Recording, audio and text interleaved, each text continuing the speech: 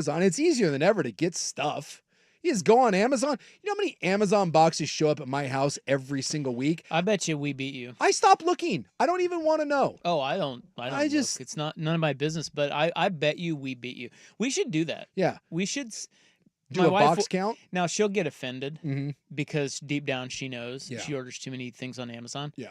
But what she'll also say is, well, we need all these things. It's like they're household things. Yeah, she does that as well. And I'm like, okay, what? I don't fight that. I Listen, feel like we might have the same lady. I know. We all pick and choose our battles. That is not one that I fight. Okay, it's like there's another package, fine. But anyway, what was I saying to you? Why we were talking about the clutter. You stuff. Yeah, people. Oh well, I was Neighbors walking. No, I was walking Molly Tenji's. Yeah, and this guy put a flag out, and I couldn't quite tell what it was.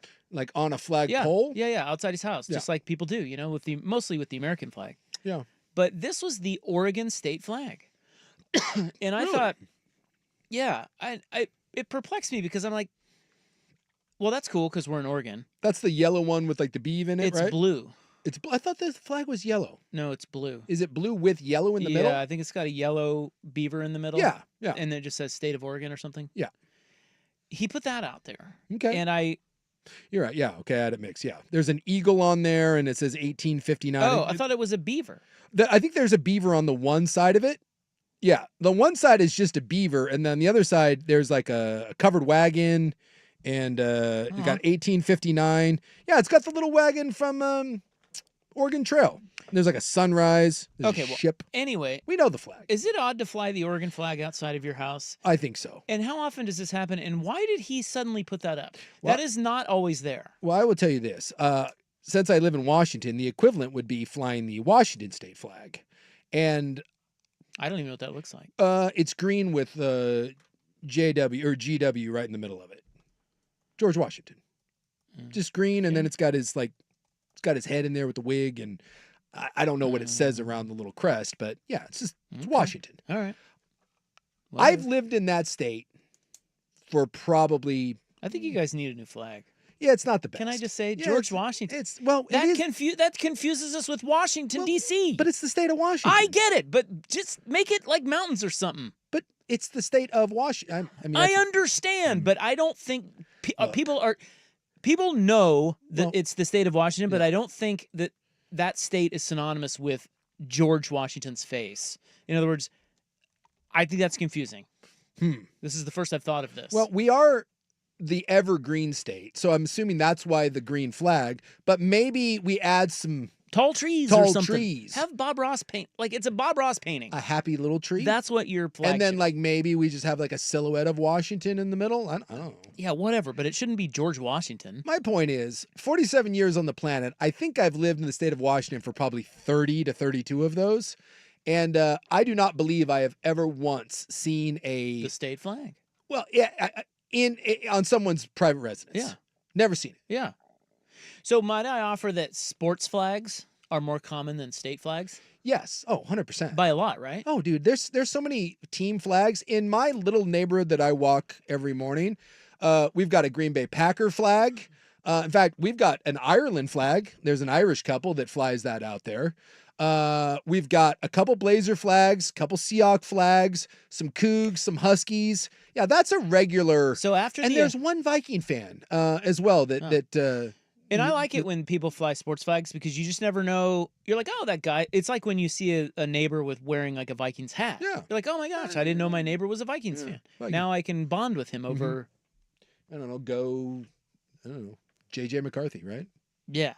Adrian Peterson. But after the American flag, are sports flags the most common flags? Because there's like pride flags and like cause. Yeah, the pride flag is religious flags. You see that one a lot. But people don't really fly those on their house. No. So it's like American flags, sports flags, and apparently for some wackadoos, state flags. I'm going state flags it's like fifth. Well, what's third? So I'm going, obviously, number one, American flag. Yeah. America. See that a lot. You got American flag. Then clearly sports flag. Any sports flag. Any sports flag you want. And then I'm going political flag.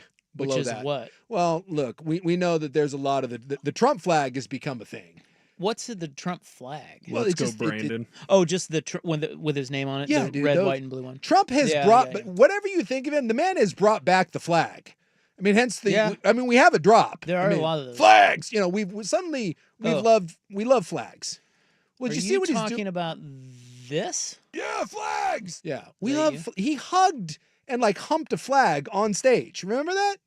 Like he grabbed the American flag and made sweet, sweet No. flag love to it. I don't remember. Oh, believe me, he did. And he's like, I love the flag. And then he like made out with it.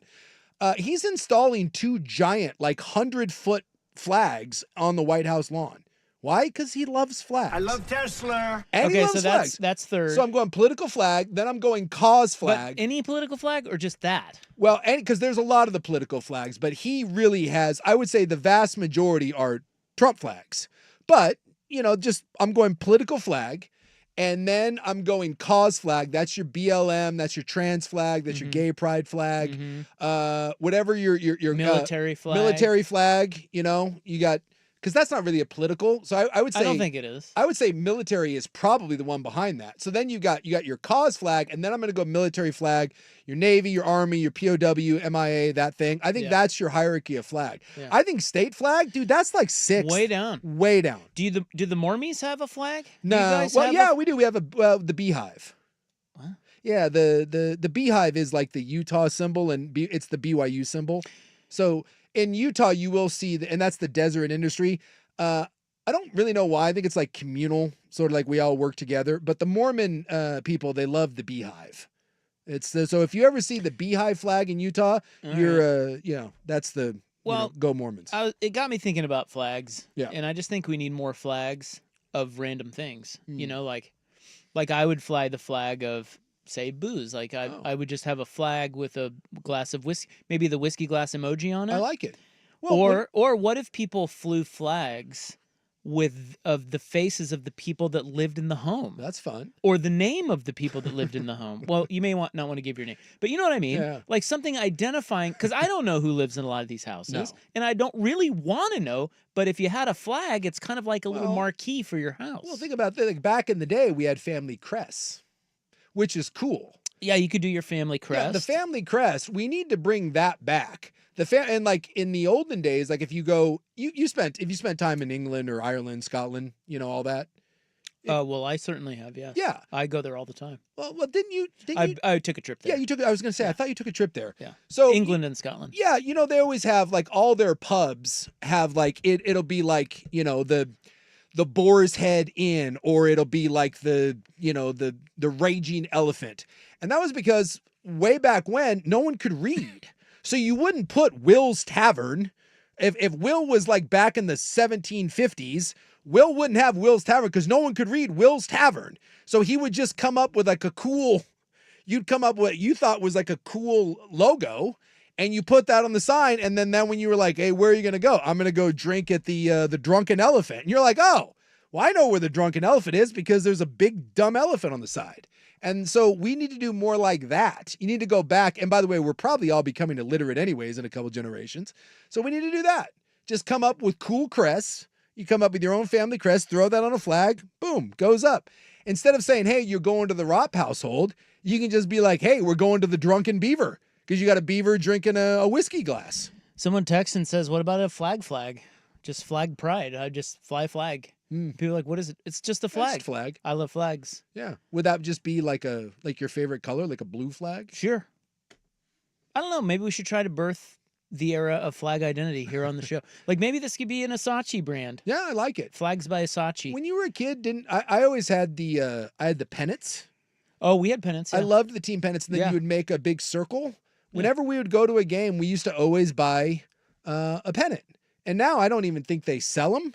But back when this is how lame it was growing up. We were like, if you went to a game, it was all about getting a foam finger or a pennant. You got one of those, Or a little helmet. little batting Like helmet. the ice cream Yeah, helmets. little Sunday.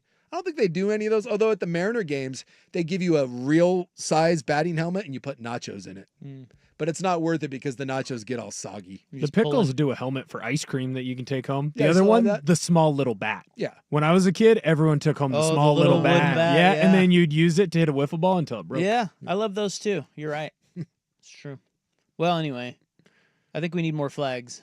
I like where we're going I with think this. we need to raise more flags for whatever it is you believe in or love. Someone is in with this opening segment, scalding hot flag talk. You're damn right. Yes, that's right. Yeah, and it was scalding There hot. you go.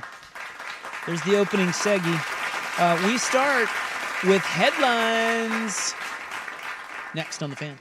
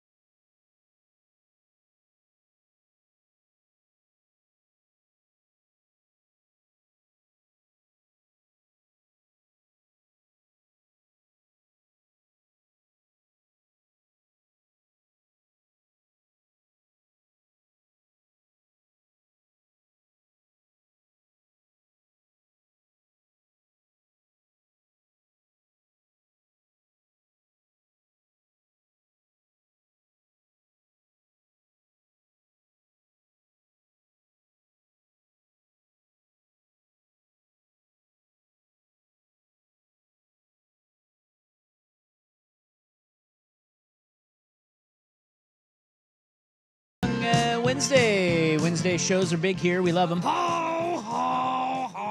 So settle in. You know, the Mariners have the lead now. They're up 6-5. Look at that. About to win another series, right? Yeah, I think they've won 8 or 9 in a row. Is this the last game of that series? I think it's just a 3-game set. And they split the They first 2, split. so I think this is the rubber match. Yeah. And they, you know, Look at had them go. 3-run ninth inning last night, came from behind, and Look at them. they were down, I think, 4-1 today, and came back and took the lead. So, notably, Buck, the Bay Area sports honk on our show, Yes. absent the day after Steph Curry gets hurt.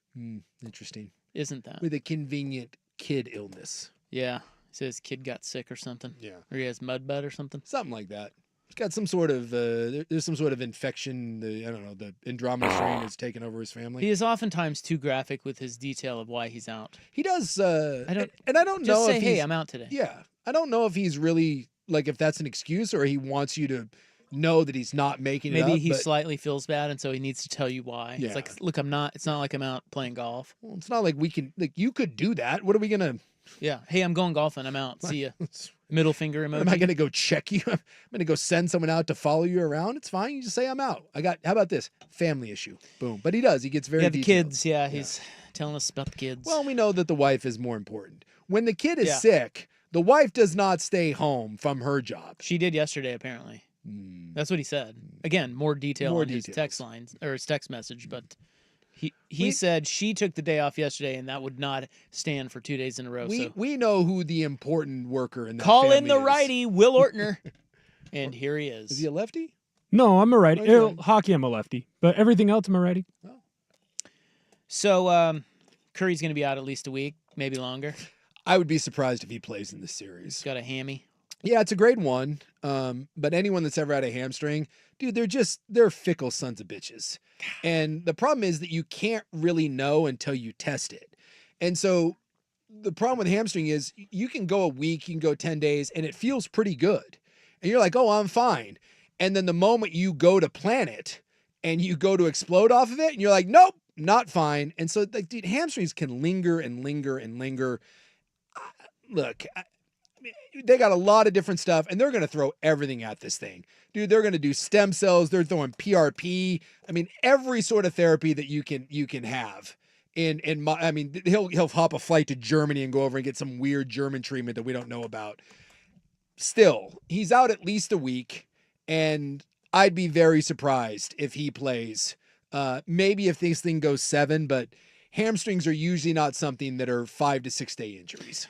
Well, that might be curtains then, huh? Well, I mean, I actually looked. I saw this today on Twitter. They said that the win percentage with Steph Curry this year and without him, it's nearly identical. It's nearly identical. Yeah, but I know. you're in the playoffs. You're in the against playoffs a pretty and- damn good Minnesota team who couldn't hit anything last night. No. And Golden State's defense is really awesome.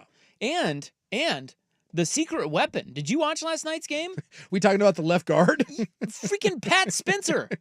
Who the F is Pat Spencer? I think he's the left guard. Did you? Okay, so And he's listen. throwing the old. He's like a dad out there again, he's throwing great. the wild hooker. Okay, so if you don't watch the NBA frequently, you get surprised by things in the playoffs. Yeah.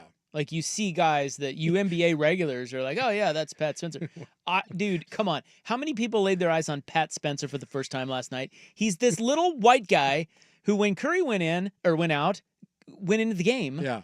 And I was reading up about him today. Do you know his story? Yeah, he's a lacrosse player. He's not just a lacrosse player. He's like the Yes. #1 lacrosse draft pick and like holds all these college records. And yet, like, there's no money to be made in lacrosse. So he was like, hey, I can come be the 12th man on the Golden State roster. Dude, he's averaging come like 2 on. points a game. The guy has a great story. Okay, so and he looks like just your. Now, I know you didn't watch it, but How tall is he? 6'2", yeah, he's a 6'3"? guard. He's let me pull it up. He just looks like a guy from your They list him at 6'3". office out there playing with the Warriors. Well, have you ever seen did you see any of the Deadpool movies? No. He looks like he looks like the Sugar Bear guy, the guy from Deadpool, like Deadpool's best friend. I think it's Rob Delaney, I think might be his name. He looks exactly like that guy. He shows up at the 24-hour fitness and balls out and plays way too hard at the pickup game. Yeah, it's so fun to like sit down and watch the playoffs and go, wait, who is that? And he's number 61. And then why are you number 61? So I look him up, and then I read his story. His story is awesome. Yes. So now we're out of time, so I'm going to have to tell you about it next. All right. Okay? You are going to hear the story of Pat Spencer. The a greatest, little white guy. The greatest Loyola Greyhound of all time. He is. Yes. He is. Name me a better Loyola Greyhound. I didn't know that there was a Loyola Greyhound until I started looking at Pat Spencer. But it's Loyola, Maryland. Oh. Not Loyola, Illinois. Did you know that? It's actually, and he went to high school at the Boys Latin School of Maryland. Yeah. So anyway, it's a great story. And we'll get to that next as headlines continue on The Fan. Here's Will. Now, from the George McCoy at Warren Allen Sports Desk, a Sports Center update on 1080 The Fan. Sports Center is brought to you by Crunch Fitness. Memberships as low as $9.99 per month. Find your Crunch time in Portland, Vancouver, and online at crunch.com. First on The Fan, Seattle Mariners are looking to win their 9th series straight. Right now, they are up 6-5 on the A's. They have no outs. The A's do have a runner on first. Munoz is on the mound for Seattle. Over in the association, a couple of playoff games tonight. First in Boston, the Celtics look to even their series with the Knicks at 1-1. Kristaps Porzingis and Sam Hauser, they're both going to be game-time decisions. Right now, Porzingis is dealing with an illness, and Hauser has an injured ankle. Boston is favored by 10.5, tip-off at 4. Then at 6:30, the Thunder look to avenge their Game 1 loss over the Nuggets in OKC.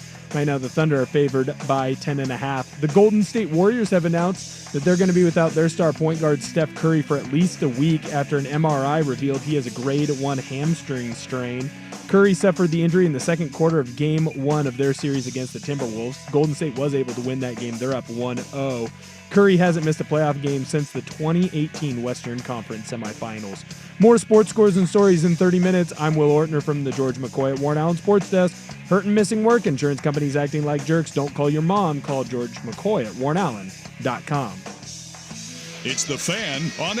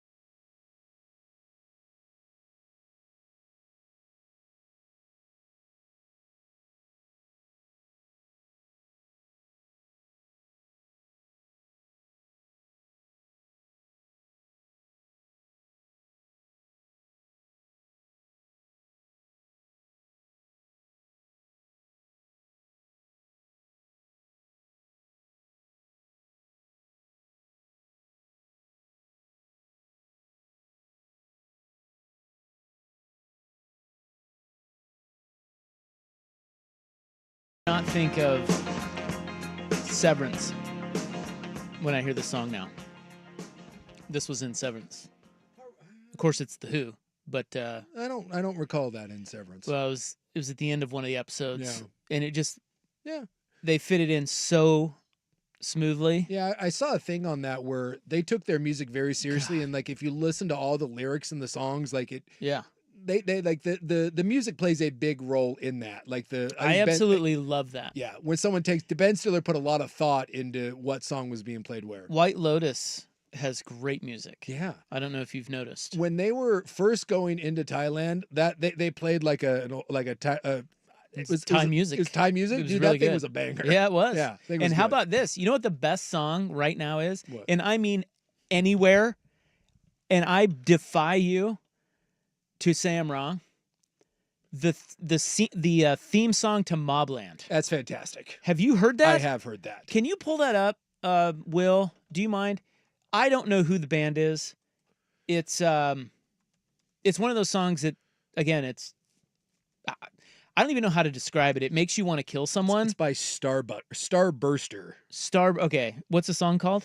Opening, yeah. Actually, it's called Starburster, and it's by I don't know. What is this?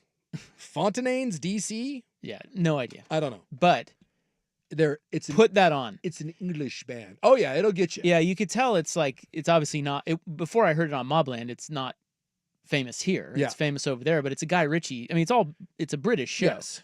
But dude, put that on, crank it to 10, and tell me you are not ready to run through a wall. Jamiroquai is involved in that as well. Jamiroquai? Yes. Well, that's an upset. Yeah. It doesn't sound like Jamiroquai. No, and so I guess it's a three-prong attack with that band I've never heard of, Jamiroquai and The Prodigy.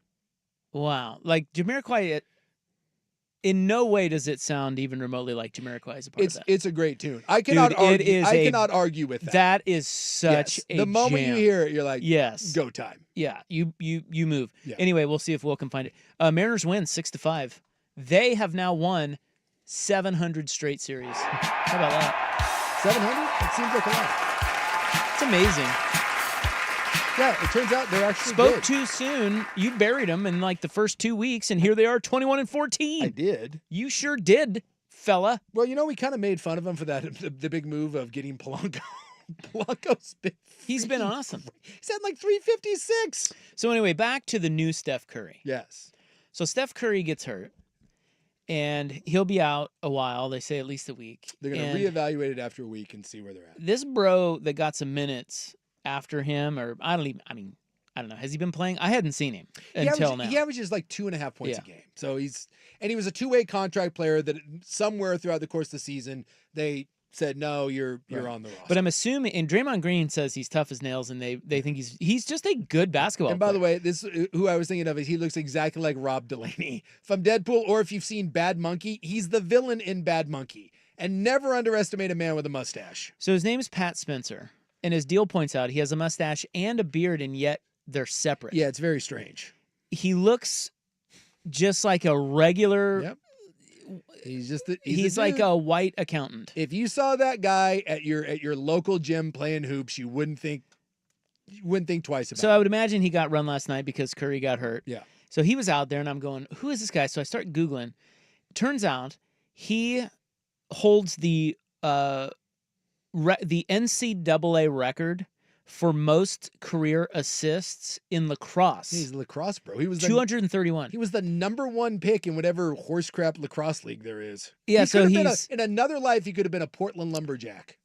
Well, no, because they're gone. Well, that's why I said in another life maybe we still have the Portland Lumberjacks, and he could have been our #1 pick. Well, anyway, he's from Maryland. He goes to Loyola, Maryland, from 2016 to 2019. And he sets this record. He wins the college lacrosse equivalent to the Heisman Trophy. And then he's like, well, so like you said, he gets picked in the 2019 Premier Lacrosse League draft. This is the first ever Premier Lacrosse League draft. And I think they offer him a whopping contract of like $11.50 a game, and I don't know. It's like working at the Fan. Yeah, and the use of a Kia Sorrento, and he decides that maybe that's not the best career move. Yeah, so he's like, I don't want to do that. So he is a graduate transfer. He has 1 year of eligibility left in college, and so he goes to Northwestern, and he plays basketball, and the coach there is like, my God, this guy's good. He starts him, and he averages 10 points a game. Yeah. And Chris Collins, who was the coach or still is at Northwestern, said that his athleticism and quickness, he knew instantly he could hold his own. Like, how many guys could do that? How many guys could just go from one sport and start in another in college? I think there's probably more than you think. Right, which is why I don't understand why more guys don't. Well, I think you do see it. Like, you see basketball guys go and be tight ends, and it just I think I think there'd be plenty of guys that could do this, but to actually get to the next level, that's a whole other animal. So I think for a lot of people, it's just kind of a waste of time. You either are going to go pro in the sport you're good at, or you just move on to getting a real life. Well, I'm just saying in college. Yeah. You know, he just is like, oh, you know what? I'm just going to go play basketball. And then he starts at a Big Ten school and averages 10 a game. Yeah. I mean, dude, come on. That's pretty cool. Yes, it is. So then he's like, all right, I'm going to stick with basketball. And he goes and plays in Hamburg in Germany following the draft of 2020. So it's COVID, you know, it's getting kind of weird.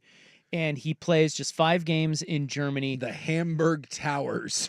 Yeah, and then he signs with the Capital City Go-Go's, the G League affiliate of the Washington Wizards. Yeah. So then he's kind of, you know, I mean, he's like NBA adjacent, right? Yeah. He averages 13 minutes a game, not points, minutes. He gets 6 points per game, 2 rebounds per game, 2 assists per game. He shoots 39% from 3. The Go-Go's let him go. He signs a 10-day with the Santa Cruz Warriors. He signs a 10-day contract with the G League team of the Warriors, or they call it an Exhibit 10, which is it's not a 10-day, sorry. It's a 1-year deal. And so he signs with the Warriors G League team. He plays well in what is essentially just a tryout, but you can only hold 15 players on its roster in the regular season. He was told he would never make the Warriors roster, nor would he receive a 2-way contract. So he stays with the Santa Cruz Warriors until 2 major injuries require surgery. Okay, so this says, in all of Spencer's high school and college days, he never had an injury that he felt he could not play through. But if he wanted to seriously continue his dream, it was an unfortunate necessity. He recovers from not only hip surgery, but also wrist surgery. He goes back to the Santa Cruz Warriors in 2023. Like, imagine, like, I can just see Big Sook right now going, what is this kid doing? Like, let it go, dude. Go be an accountant, all right? Well, this is why. Right up in here. Out of the gate, it looked like he hadn't missed a step in his return. He averaged 12 points, 4 boards, 5 assists, 38%. But that's the weird thing, is his numbers in college nor the G League are very good. Like there's guys in the G League that average 20 that'll never see an NBA floor. Like, that's not good competition. So there's something about him that teams like. Well, Kerr liked him. Yeah. So they said that eventually he played long enough with the Santa Cruz Warriors that Steve Kerr actually saw him play and was like, you know what? He's all right. Yeah. And he was shooting 36.7 from 3. He was shooting 37.7, which is just slightly above the NBA average of 36.7. So Kerr said, well, I mean, if he can shoot NBA average, maybe we could use this guy. They signed him to a 2-way contract with the Warriors. And, you know, I mean, my God, the rest is history. He's 27 now, or maybe 28. And he is a Golden State Warrior. Yeah. And he is already, they're saying, better than Steph Curry and will be a Hall of Famer and will carry the Warriors to a title. They do not need Steph Curry because they have number 61. That's right. Pat Spencer, averaging 2.5 points and 1 rebound, 1 assist. So 5 years after he turns down being the number 1 pick in the lacrosse league, he makes his NBA debut. He gets in a game February 25th against the Nuggies, and now he's playing in the playoffs. Who was there? There was a receiver. Will, do you remember? There was a receiver for the Patriots. Was his name Hogan? Yeah, you're talking Kevin Hogan? Is it Kevin? I believe. I thought Kevin Hogan was the quarterback. I'd have to look it up. There was a lacrosse player. I believe he went to Penn State, and I don't think he ever played college football. Chris Hogan. Chris Hogan. Yeah, I don't think, check me on this. I don't think he ever played college football. I think he was just a lacrosse player. But he was a big, strong, athletic kid. And the Patriots, I don't know if they drafted him or brought him as a free agent, but he ended up being like an NFL receiver. Like he played. So he was a lacrosse player at Penn State. Penn State. But then he had 1 year of eligibility remaining after an injury, and he went to Monmouth and played football. He played at Monmouth for 1 year. For 1 year. And he ended up with New England. And I think he played several years in New England and was like a real receiver for him. Kids, despite what Big Sook says, never give up on your dreams. And by the way, Pat Spencer was on February 5th of this year. He was highlighted on SportsCenter's top 10 for a dunk against the Jazz. Again, never underestimate a man with a mustache. Freaking ever. great. Yeah, that's one of those Disney type movies. Oh, it's so good. Doesn't happen very often, but when it does, it's pretty incredible. Well, now he goes the way of Matthew Dellavedova, right? Where he just becomes a turnstile and looks absolutely horrific, but he'll have that one moment in that one game where they didn't take him what serious. if he goes Jeremy Lin? Yeah. He could have 5 games then? 5 games? When I remember the last year that I was with the Buccaneers, I went to my offensive line coach. I'll never forget, and I asked him, I said, am I wasting my time? I knew I was getting cut because they drafted that offseason, they drafted like 4 offensive linemen. So I was like, well, I'm not making this roster. Like they drafted 4 guys like in the first 4 or 5 rounds. And one of them was a center and another was a guard. And I was like, yeah, I'm not making it. And so I knew I was going to get cut and I was going to have to go try somewhere else. And I asked him, I said, am I wasting my time? And he looked at me and said, he goes, you can play in this league. He said, a lot of people can play in this league, but he said, you will have more opportunities than what is good for you. And it's only up to you to decide when that happens. And I'll never forget that. And it really comes down to, again, how much are you willing to put up with? And so to do this through for 6 or 7 years till you're 28 and you get your shot, that is amazing. It also probably means he's single, not married, no kids, and just, Well, if you play overseas, I think it depends on who you are, but a lot of people like that because they can travel, see different parts of the world. Yeah, you make some, and you make a decent. It's fine. Yeah. And it's not a bad life for a while if you can dunk and shoot. Well, but then you hear the horror stories about like minor league baseball players that they're like 32. The most they've ever made is like $26,000, and then all of a sudden it's 32, and you're like, oh my God, I gotta get a life. But minor league baseball is way different Yeah. because they just don't pay you. No, at all. In basketball, they do.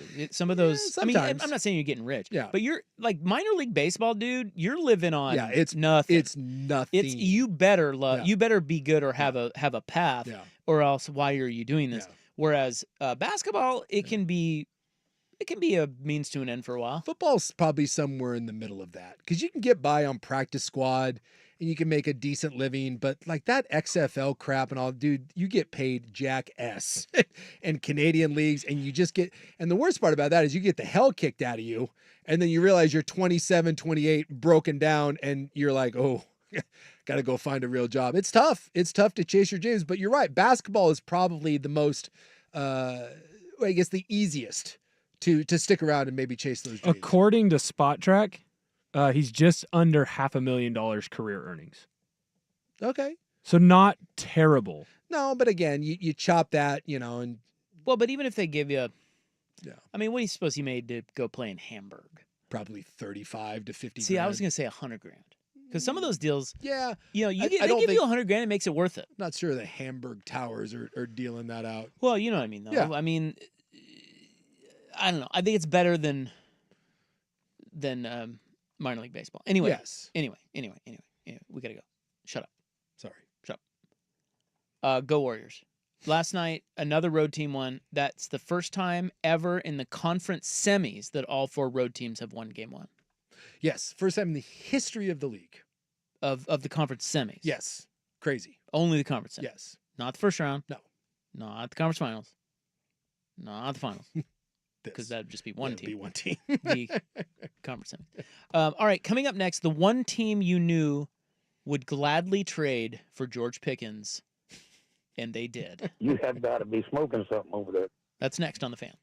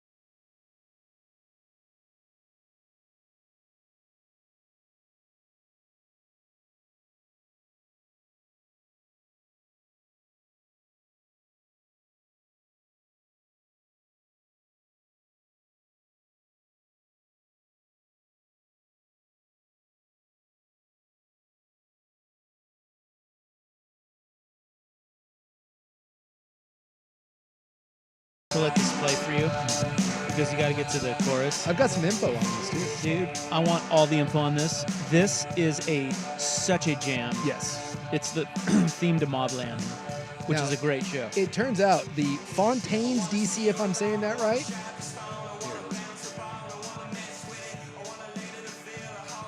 Irish punk band. Okay.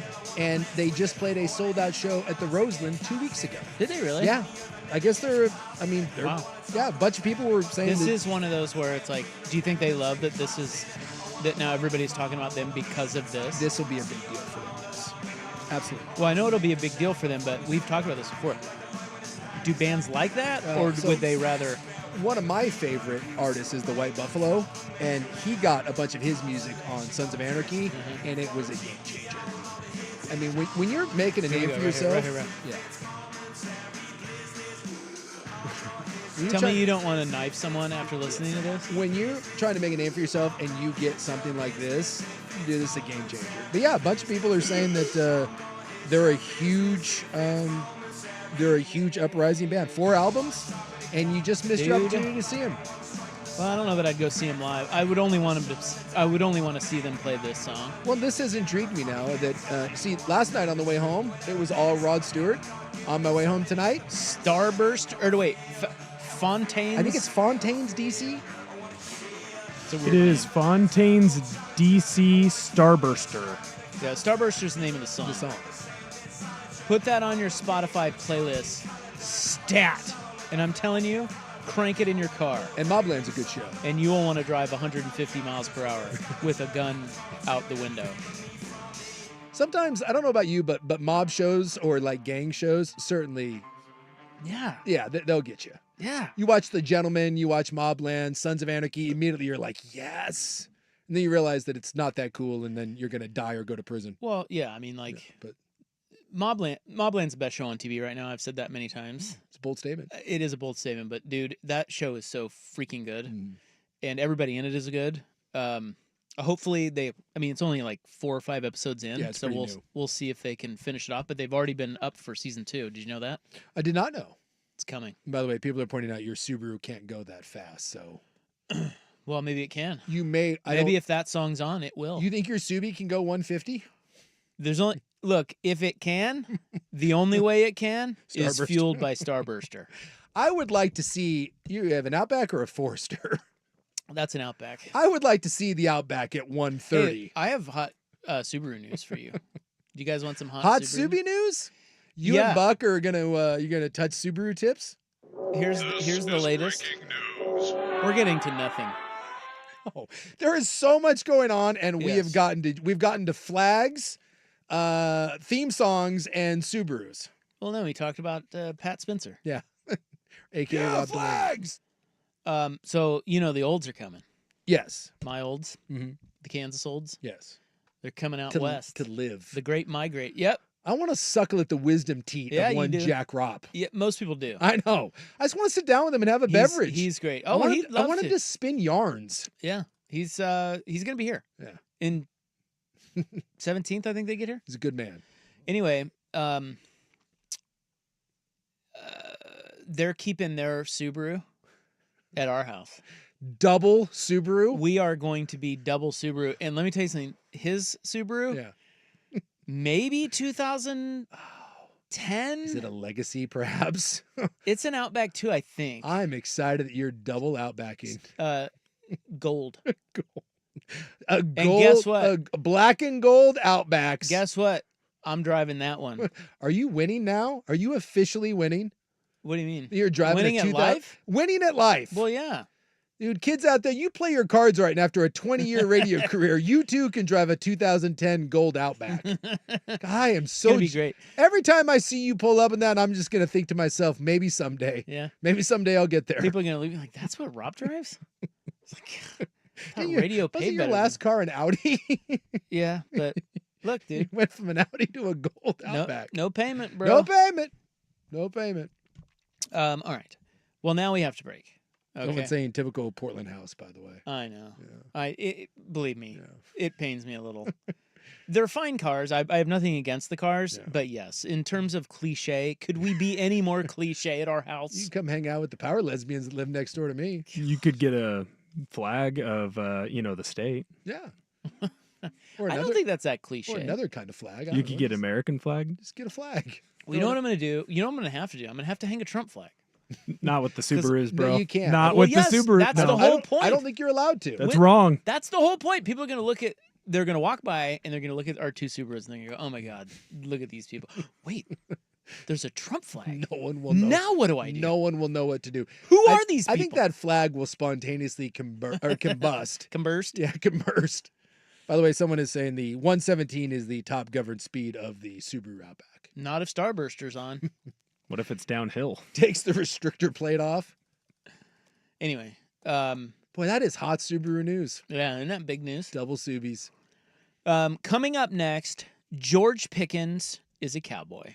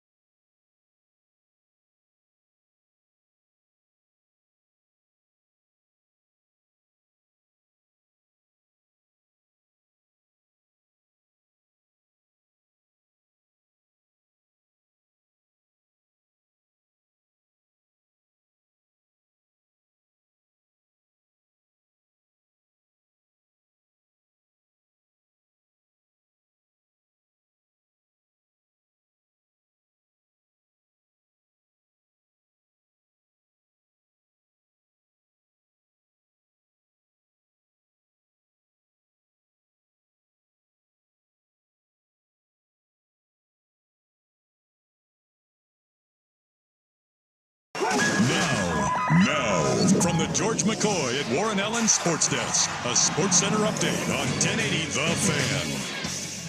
First on The Fan, the Seattle Mariners were able to get it done in Sacramento. They win their 9th series in a row. They beat the A's 6-5 comeback. They scored 2 runs in the 8th, getting the game-winning run after Dylan Moore had a double to center, scoring a run there. Mariners get their 9th series victory in a row. Over in the association, you got a couple Game 2s going on. First in Boston, you got the Celtics trying to even up their series against the Knicks. Kristaps Porzingis is a game-time decision. He's been dealing with an illness. He was at shoot-around, though, and did participate. Boston is favored by 10.5 tip-off at 4. The Thunder, they're going to look to avenge their Game 1 loss over the Nuggets. That one's in OKC. Thunder are favored by 10.5. That one's going to tip off at 6:30. Over in the NHL, you got 2 NHL playoff games today. First in Toronto, you got the Maple Leafs hosting the Panthers in Game 2 of that series. Right now, the Leafs lead the Panthers 1-0 in the series. Puck drop is going to be at 4. Then at 6:30, you got the Jets hosting the Stars in Winnipeg for the first game of their series. Both the Stars and the Jets are coming off Game 7 victories in their first round series. More sports scores and stories in 30 minutes. I'm Will Ortner from the George McCoy at Warren Allen Sports Desk. Hurt and missing work, insurance companies acting like jerks. Don't call your mom. Call George McCoy at warrenallen.com. It's back. The 11th annual Fan Golf Classic at Langdon Farms Golf Club happens Tuesday, June 24th. Presented by your local Toyota dealers.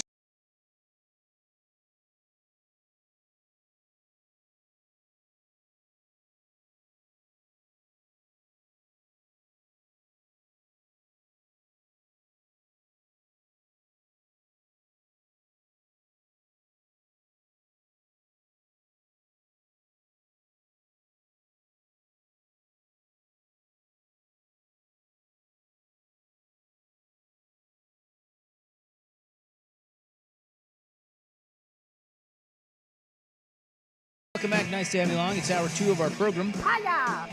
If you're just tuning in, you have missed very little sports. And so we will get to sports right now on The Fan. Sports. What?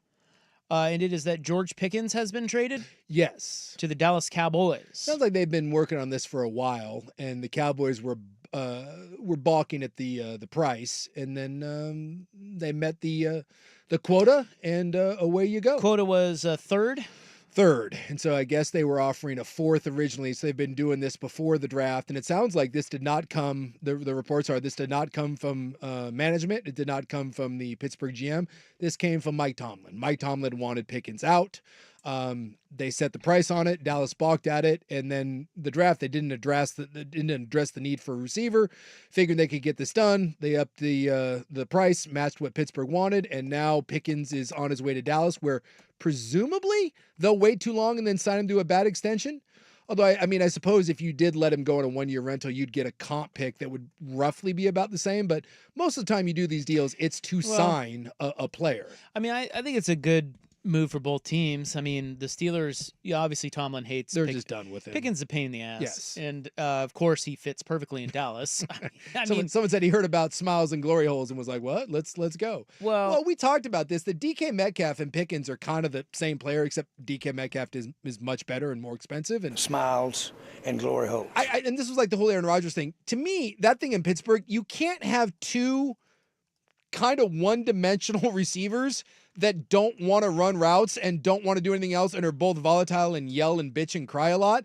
That's a disaster. Wait, who's the other one? DK Metcalf. Oh. So when they traded for DK Metcalf, I sat there and was like, dude, are you really going to line these 2 guys up? I kept waiting for eventually on the sidelines when they just started beating the hell out of each other. And apparently Mike Tomlin had the same idea and was like, no, dude. That's too volatile. We got DK, Pickens, but gone. Going to Dallas, it's a good move for Dallas because they needed another receiver. Yes. And Pickens is good. Yeah. He's just a pain in the ass. Yeah. But I just, who doesn't see what's about to happen?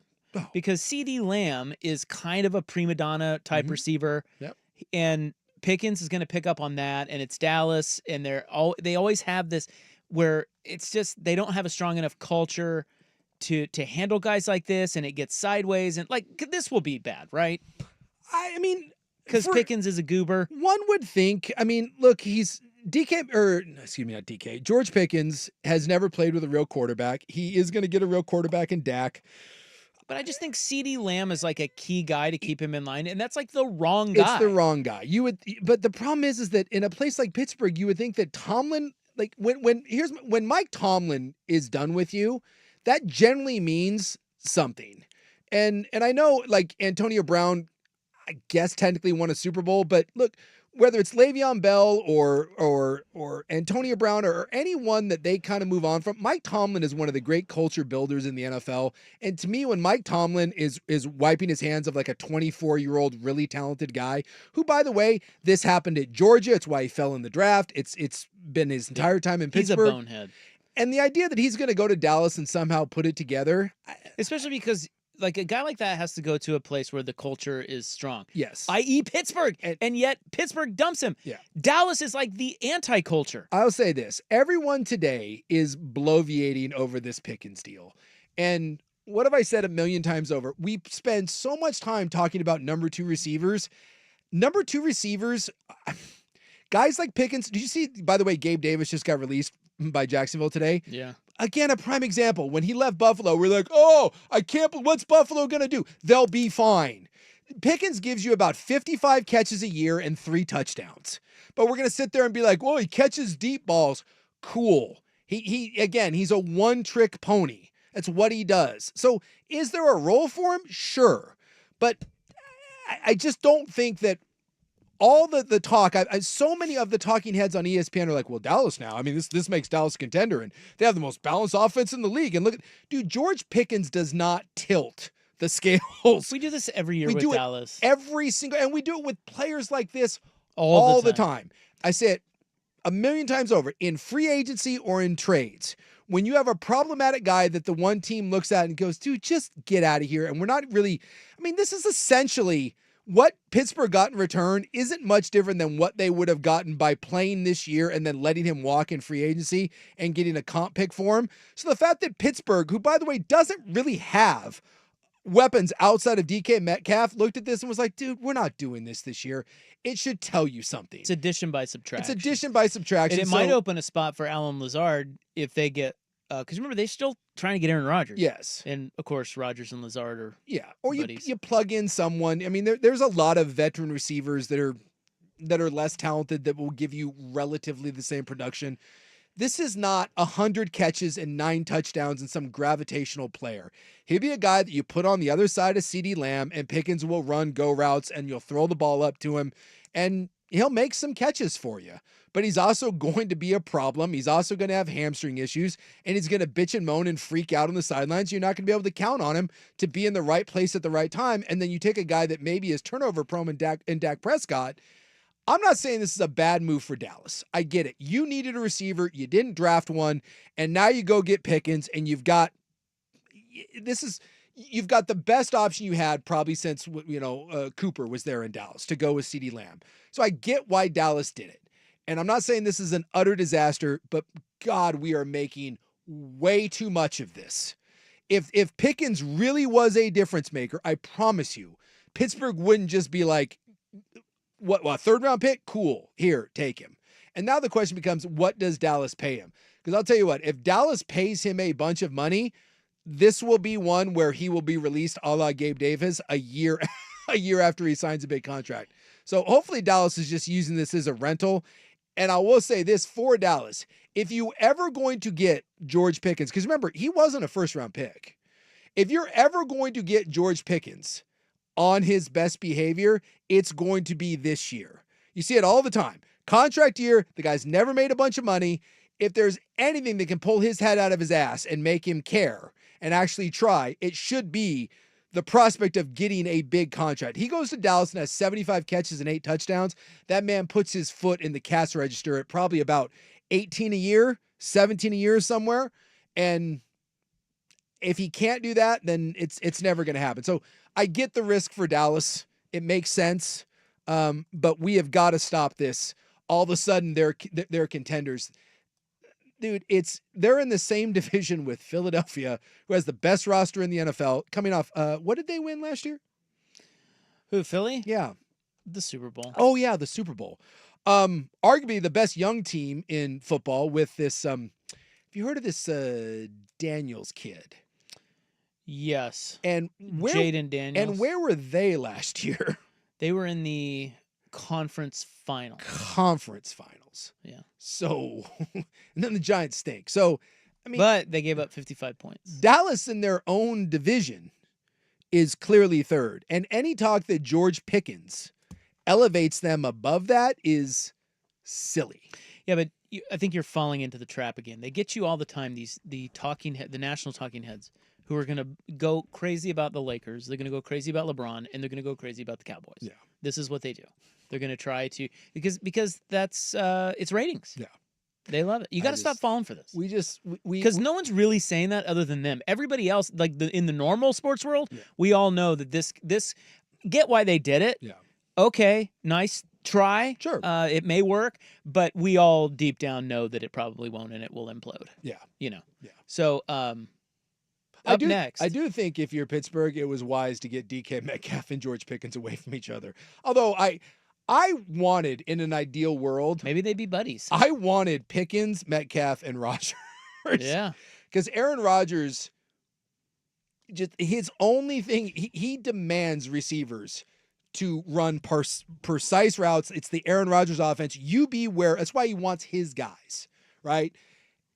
And I would have loved old-ass Aaron Rodgers coming into Pittsburgh and having the two receivers that under no circumstances will be where you need them to be. DK and Pickens both play the Ocho Cinco game of, I'm just going to kind of do my own thing and then throw me the ball when I'm open and I'll make an amazing play. Remember when Ocho Cinco went to New England and everyone was like, man, Ocho Cinco with Tom Brady, and then he couldn't get on the field? Why? Because he couldn't run an offense. For all those years, he was so talented. He just ran himself open, and that's DK, and that's Pickens. Not to beat a dead horse, but when you Google George Pickens, the first thing that pops up is George Pickens a good receiver? And the second thing that pops up are, what are George Pickens' strengths as a wide receiver? Yeah. Well, he's pretty good. Yeah. Well, he's uber talented. Deep guy. Uber good deep talented. threat. Yes. Big. Yes. Right? Yes. I mean, he's got what you want in a receiver, but so does DK. I think that was the thing. So they chose to they chose to pay DK, and they weren't going to pay Pickens. I get it. All right, so the Steelers, when we return, Steelers have an uncanny ability to do one thing. We will get to that. And is it impressive if I could do it? Next on The Fan.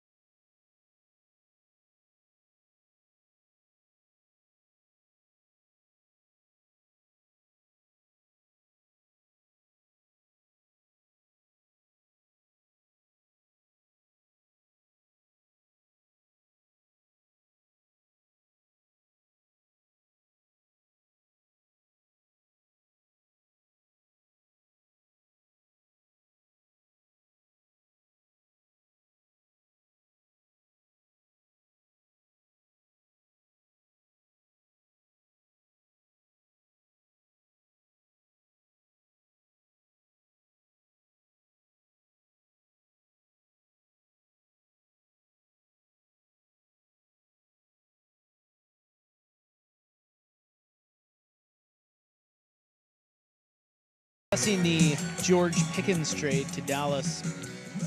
Dallas gives up a third, or Dallas gives up a third. Yeah. And then they swap like a sixth and a fifth or something. Yeah. But mainly a third for George Pickens, and they needed a second receiver in Dallas. So, yeah, and him Pittsburgh, and CD. and Pittsburgh wasn't going to pay Pickens, and so here you go. Now we'll So- see. I'm assuming Dallas is trading for him with the intent of signing him. Warren Sharp had this, and I liked it because it does ring true. And he was talking about how the Steelers have an uncanny ability to punt on receivers right at the right time. Yeah, And he listed several examples. yeah. I can think of like Bryant and AB and So Antonio Brown, when he left Pittsburgh, he ended up starting 7 games over the next 3 seasons. And I would argue that they held on to him for maybe a little too long. yeah. But he was awful good. Well, he was arguably the best receiver in football for a 3-4 year stretch. But it got bad there at the Yes. end. And Tomlin did the same thing he did with it's like went to management and Perkins. give management credit. When Tomlin says, "Hey, we need to get rid of a guy," they usually do. He mentions Chase Claypool, Oh yeah. who after Pittsburgh started 5 games over 2.5 seasons, and he did not record a single stat last year. Remember, Claypool at one point was viewed as a steal of the draft, and again, big physical receiver, and everyone liked him. He was kind of George Pickens before George Pickens. He looked good. Yeah. I remember his rookie year. I was like, ooh. Yeah. But Thanks for coming. then he lists Deontay Johnson. Oh yeah, that Who- has been an utter disaster. After Pittsburgh, he played his way through 3 teams just in 2024 alone. Yeah. He was the one where, remember, that was that weird situation in Baltimore where he refused to go in the game. I think the Panthers couldn't even keep him. Then he mentions Juju Smith-Schuster, who after Pittsburgh has played on 3 teams in 3 years, and he's not bad. No. But and then he also mentioned Martavius Bryant, That's the one I was thinking of. who after Pittsburgh basically was out of the NFL in a season. Yeah. So Again, I'm just it's a great point. Like the Steelers just have a history of knowing when to pull the plug on really talented receivers. It's unbelievable. So everyone that was jocking this Pickens deal for Dallas, just when Mike Tomlin is done with you, should just be a big giant red warning flag. And the fact that he's going to Dallas, I can't wait. It's just the perfect fit. It is the perfect fit. We are robbed of the Aaron Rodgers, DK Metcalf, George Pickens experience, but this should be fun. The Dak Prescott, CeeDee Lamb, Jerry Jones, George Pickens saga will be. Wait till like CeeDee Lamb has like a 14 catch game and Pickens gets thrown to twice, and one of them is an underthrow because Dak can't get it there, and Pickens loses his S and refuses to go into the game, because it will happen, and they'll win, by the way, and yet Pickens will still cause a massive problem. Do you think Brian Schottenheimer? Do you think he kind of looked like the Alonzo Mourning meme when they made that trade? He's like sitting there. He's like, "Oh, this is terrible." No. And then you kind of go, "Well, he's got some talent." I just love the fact that the steady hand of Mike Tomlin couldn't handle it, but Brian Exactly. That's why the Cowboys are so stupid. Brian Schottenheimer is going to handle it. The culture builder that is. Well, they already have a kind of a. I mean, I wouldn't call CeeDee Lamb this level of problem. No. But CeeDee Lamb, Yeah, he's kind of like this. He's not the easiest guy to deal with in the No. world. A lot of receivers are like this. Yeah, but, I know they But CeeDee are. Lamb's actually really good, so you put up with it. He is, but he can disappear at the biggest moments. He's soft at times. Come on, man. gonna be That's the fun. problem. The Cowboys don't understand that culture can make or break a player. Yeah. And that's what Mike Tomlin knows. And he knows it well, which is why he punted on every single one of those guys. And the Cowboys, fine. We're the Cowboys. Hey, I We'll be heard great. Chase Daniel and Dan Orlovsky and everyone else say that this is now one of the most balanced offenses in the NFL with the addition of George Pickens. His 3 touchdowns coming your way. And that would be why I don't listen to those guys. We'll see. Hey, 2 years ago, Dallas won, 13 games? So, I bet you they're pretty good this year.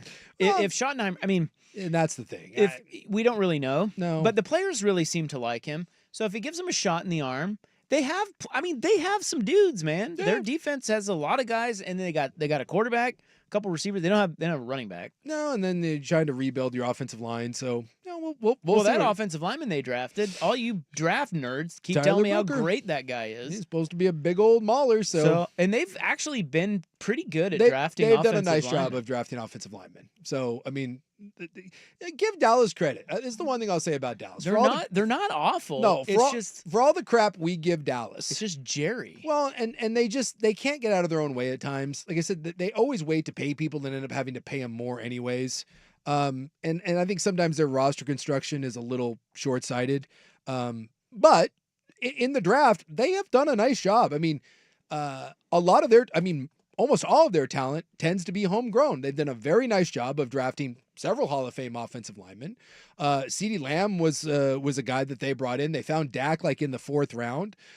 They've been very productive. And on the defensive side of the ball, they've done a nice job drafting people. So it's not a talent evaluation. It's just an overall roster construction. And they haven't really been willing to play in the deep end of the financial waters like Philadelphia. Well, isn't it money? It's like, I feel like Jerry is the problem Yes. because he just does like they need a really good, smart cap guy. Yes. And it doesn't seem they have that. It just seems like they just go on Jerry's No. whims. The good teams in the NFL are ones that are always thinking 2 years down the road. The Baltimores and the Philadelphias, San Francisco's got a little bit of this. And they're always thinking ahead, and you can manipulate the salary cap 1,000 different ways. You just have to be willing to spend money. You have to be willing to give people money and extend it out and kind of keep kicking the can down the road. And Dallas doesn't do it. Dallas, for some reason, ends up playing hardball with the guys and then signing them anyways, and then not being able to free up space. And then free agency comes around, they're like, well, we don't have any money to go Well, do anything. that's just the way Jerry does it. Yeah, You it's have got really to a be piss poor smoking way of something doing it, over which is why Dallas has put together some good teams, but I don't think Dallas has ever really put together a roster that's one of the 5 best in the NFL. Because in order to do that, you kind of got to be willing to go all in. And it's funny because by all accounts, Jerry Jones wants to win more than anything, and the guy's got a gajillion dollars. It just, I think he has a hard time turning it over to someone like a Howie Roseman and letting him go. All right, last story here, and then we have to move on to in the news. But is it impressive if I could do it? Oh, yeah, I think you can do some stuff you have a couple hole-in-ones. I do. I don't have a hole-in-one.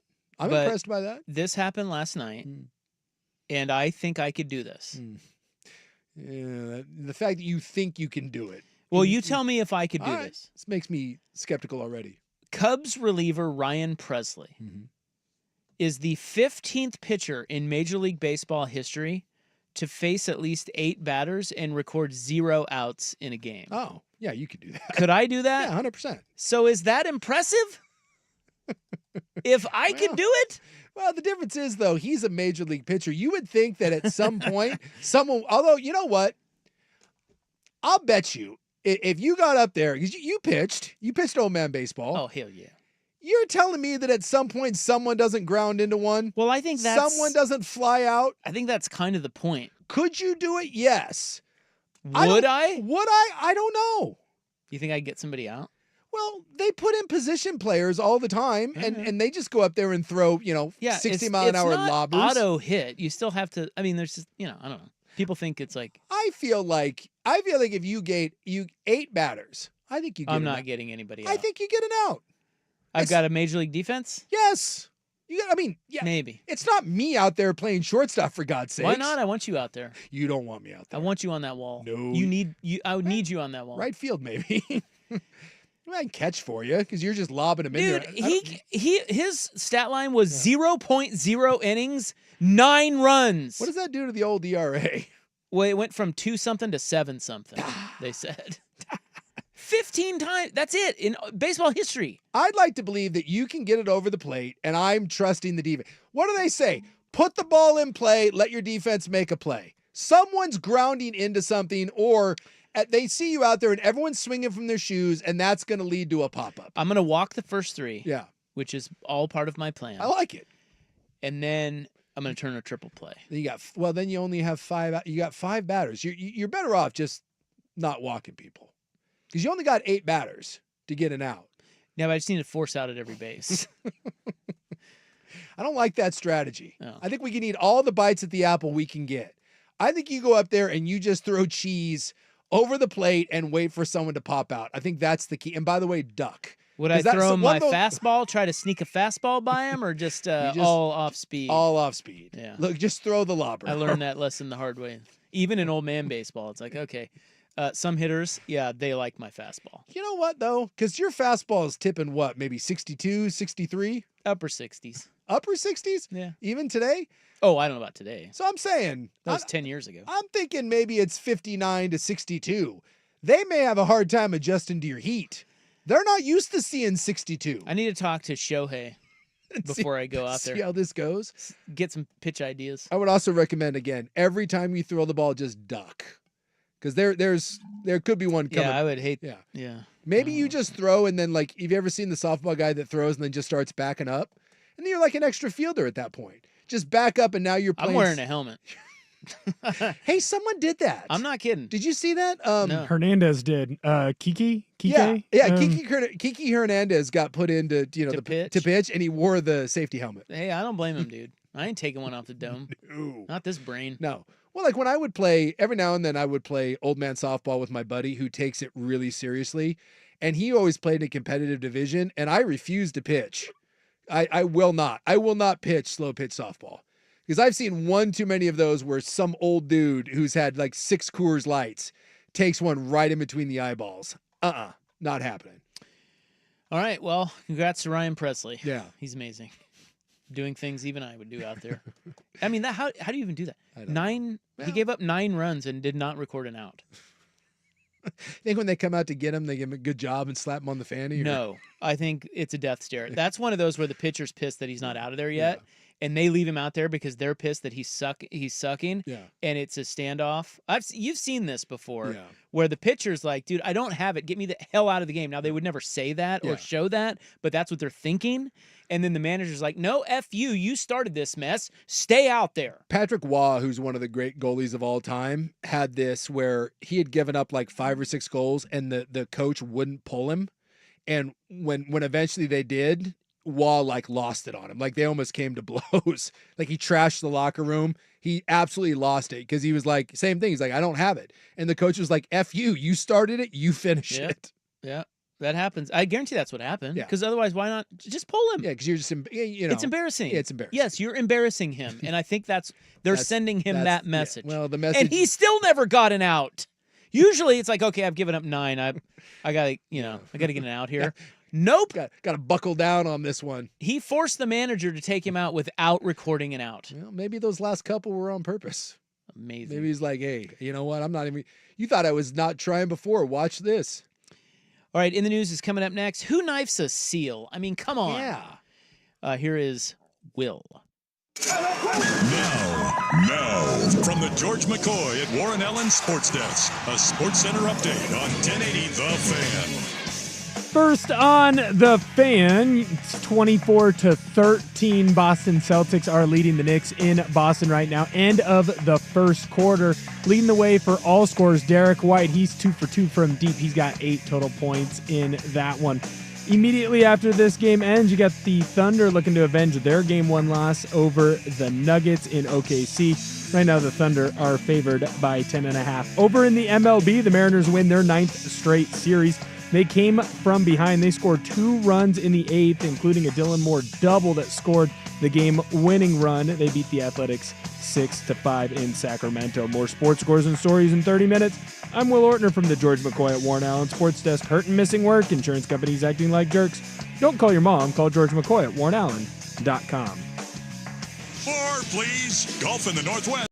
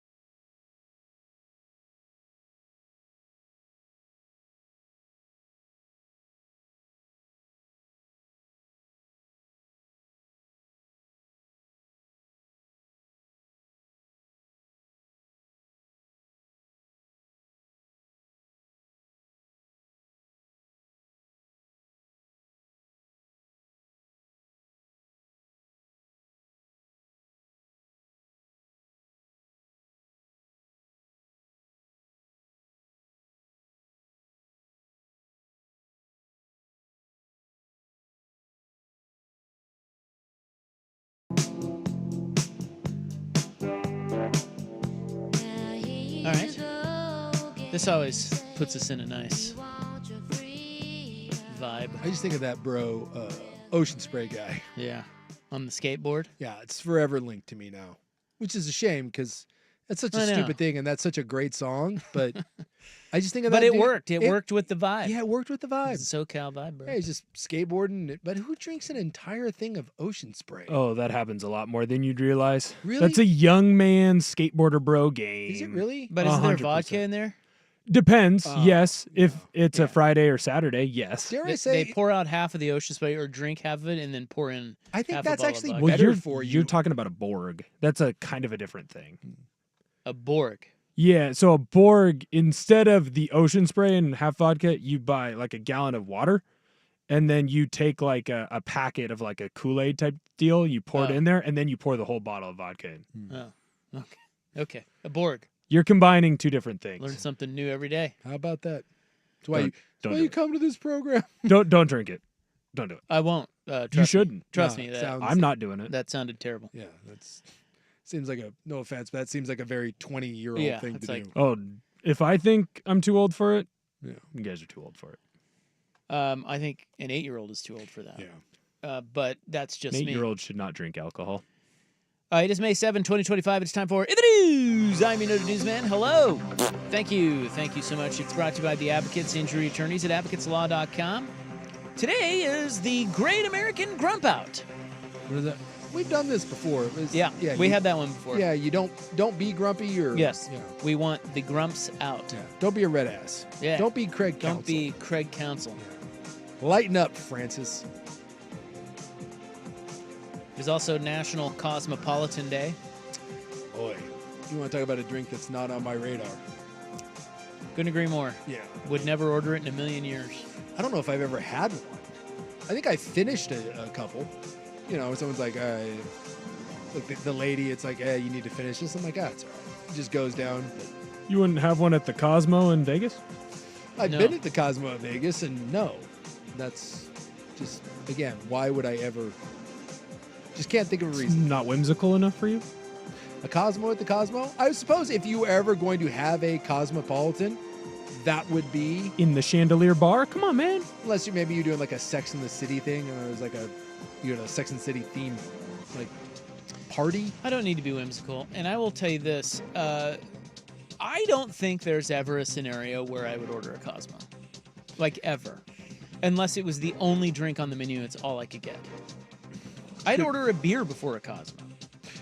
Well, maybe not. Well, Really? well, I'm not a huge, beer Yes. just doesn't agree with me. I mean, I like beer, it just doesn't agree with me, really, as I get old. Yeah. But All right. Well, I'm giving Cosmo's you. what, You vodka? you walk into a bar. I'm like, hey man, like all they have that's is, all we got.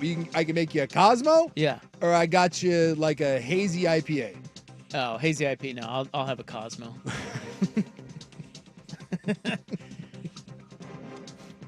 Make it a double. I think there's a certain place for a Cosmo. And if you're in the Cosmopolitan, it's fine. Elsewhere, you're probably getting made fun of. I mean, a Cosmo, certain place, I would say maybe at like a rooftop bar on a hot summer night. I don't know.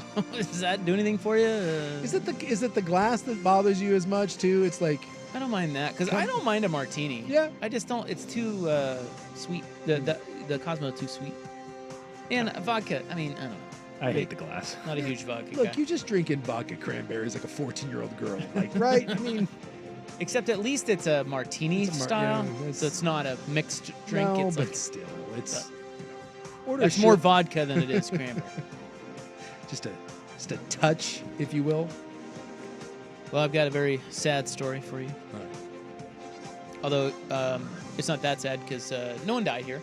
No, But a baby elephant seal yeah, was repeatedly stabbed on an Oregon beach, and now federal officials are on the hunt for the gap-toothed lunatic behind the twisted attack. what in the hell, man? Yeah, Who weird. decides to knife a baby seal?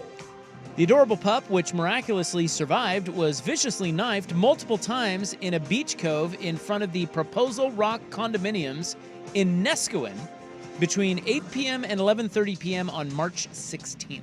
Yeah, and they described the dude. He's got a big gap in his teeth. Michael Strahan apparently stabbed that guy. Have you seen the renderings of him? There's a sketch drawing. There's a of him. sketch? No, I just saw that. I read the He description. looks terrifying. Look at that guy. Oh gosh. How would you describe that man? Well, he's smoking meth. Is that Sasquatch? That's the sketch. Yeah. And apparently he has a car on his hat. Yeah, what is... And it doesn't show his gap tooth. By the way, that can't be... That's what witnesses... Yes. There has to be a... Like, normally when you see the composite sketch, it actually that looks like a cartoon drawing. It looks like something out of King of the Hill. Well, they can only sketch what is described. Where was this? Nesquin. Let me tell you what, Nesquin, your police department needs a new sketch artist stat. This tells you, by the way, that they don't have many opportunities to sketch criminals. I will That's say... the worst sketch I've ever seen. Well, they have to just go with what they're... I understand, but that doesn't look like a real person. Look at the nose on that thing. Big nose. He looks like a Muppet, for God's sakes. And what is that beard? Well, that's a beard. That's not a beard. How would you want him to draw a beard? Dude, that's embarrassing. That's an... Look at you. I want a Portland sketch artist to look at that. I think if you showed that to a real sketch artist, they would look at that thing and be like, what in the hell? You know, like when you go to the, any sort of, fair or whatever, and they got the person that'll draw the character of you. Those guys are better than that. That's terrible. Do better, police department. Well, they're saying that he was wearing thick-lensed aviator glasses, and I will say the glasses on the drawing are not aviators. No. Dark pants, a thin blue and light green fleece, low-profile black cap with a logo depicting an orange 4-track excavator with the word timber on it. Jeez. And he just decided to stab a seal multiple times. Barbaric. What the hell, man? What's the punishment when we get this? I don't know. That's a good question. It says at least stabbing seals. They're saying, violators of the Federal Marine Mammal Protection Act, which prohibits harassing, harming, killing, or feeding wild elephant seals, face incarceration and up to $100,000 in fines. And a year in jail. Good. Send his ass to jail for a year. What the hell are you doing? By the way, that seal pup is adorable. You decided to go randomly. And by the way, if you're stabbing a seal pup, it's not that much longer until you end up stabbing a big gal. You can't do it. I don't like that story. I don't like it one bit. How about a story of an underground volcano that's about to blow? Yeah, I'll take that. Where is it going to blow? Well, it's going to blow. It's in the northwest. And it's getting ready to blow, but no one really cares because you won't feel it. Oh, because it's underground? It's the most active underwater volcano in the Pacific Northwest, and it is showing signs of an impending eruption, potentially occurring before the end of 2025. It is located 300 miles off the Oregon coast and more than 5,000 feet below the Pacific Ocean surface. It last erupted in 2015. That's dude. That's way out there. Are they going to have a police sketch of it that's going to look nothing like a volcano?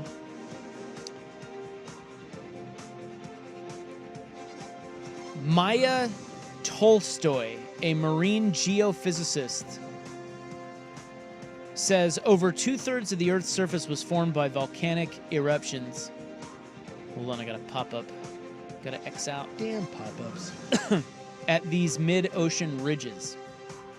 So the volcano is formed by these really fundamental processes that shaped our planet. Okay. A professor in the University School of Oceanography, William Wilcock, Big Bill Will. Oh, yeah.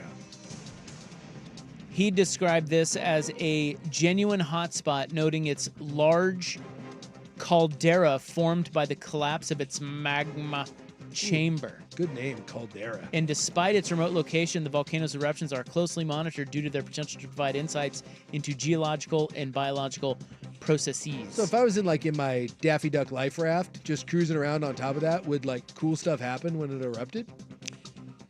Or there's going to be I don't know. That's a good question. This says that it doesn't impact land or trigger earthquakes. No. But it does allow them the rare chance to monitor volcanic activity in real time. That's kinda which is cool, very but- valuable. I just wonder if like you're up there and you're in your little rowboat and old man in the sea, maybe you're looking to stab a seal pup or two out on the open seas. Is this like rocking the boat, or do I not even? God, wouldn't that be something? You're just out there fishing in your little fisherman boat. Like, All of a whoops. sudden, there's like, red hot magma. yeah, like what would that even be I like? guess it would be pretty. Your effing- boat just starts be melting. Pretty effing scary is what it would be. 30-foot waves. Can't think that that's a good thing. And I would assume if that was the case, do they put up like buoys or something to like give you like, hey, not a good time to paddle around here? I'm not familiar with underwater, like geophysics. It's not in my wheelhouse. No way. No. Really? You fooled me. I haven't studied that one. Occasionally, like on a Saturday, I like to do a deep dive into undersea volcanoes. But Well, Jason, it's the end of an era, and we will get to that story. the era has no longer become. The era has foregoneth. I don't know. That's next on The Fan. This is the Fans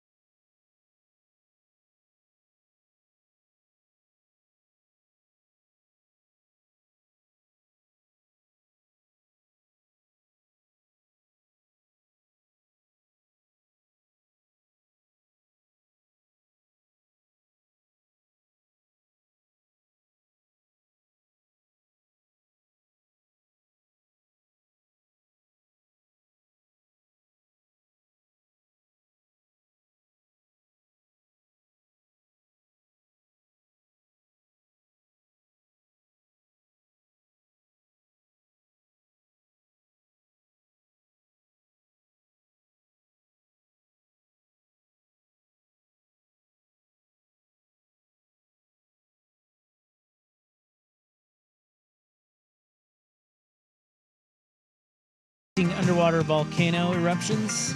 Someone mentioned look up the one from Tonga, 2022. Yeah, that's pretty wild. And it's not necessarily, well, I mean, it is underwater. But they said that there's video of it, and it's freaking cool. And they said that it basically displaced all the water around the, obviously around the eruption site, but it sent a tsunami all the way to Japan and New Zealand. They're saying it affected Australia's weather. Yeah. So that's not this one. No, we got. I said Tonga. Yeah, no, I'm saying the one we've got is going to be Oh, lame. no. Come on. No. Not as far as you know. When I was a kid, I was in Alaska and Mount Spur blew, and it was kind of cool to watch. Mount Splurb? Spur. In fact, where's that? It's outside of Anchorage. You can see it from Anchorage, and we could see it blow. And I want to say a couple weeks ago, they were saying that it was going to erupt again, and I don't know if it ever did. But yeah, I saw an article in the national news, and I don't know, Yahoo, whatever, was saying that residents were preparing, and yeah, it stranded me in Anchorage for I was supposed to go home back to school, and it stranded me for 4 days because nothing could take off because of the ash cloud. Well, Suk, the era has not become. The era has become. It's begone. It's begoneth. You hardly knew ye. Alpenrose Dairy is being demolished. Hey, I took a tour there. Did you know that? Yeah, when I was in school, I think we went to the Alpenrose Dairy. Southwest Portland. Yeah. Iconic. We milked a cow. Little League games, holiday parades, community bike races. Cool stuff like that. Again, cheesy 5th grade field trips. A lot of emotions out there as they are making way for a new development. The once bustling Alpenrose Dairy is now a construction zone, marking the end of a rich history of family traditions and community engagement.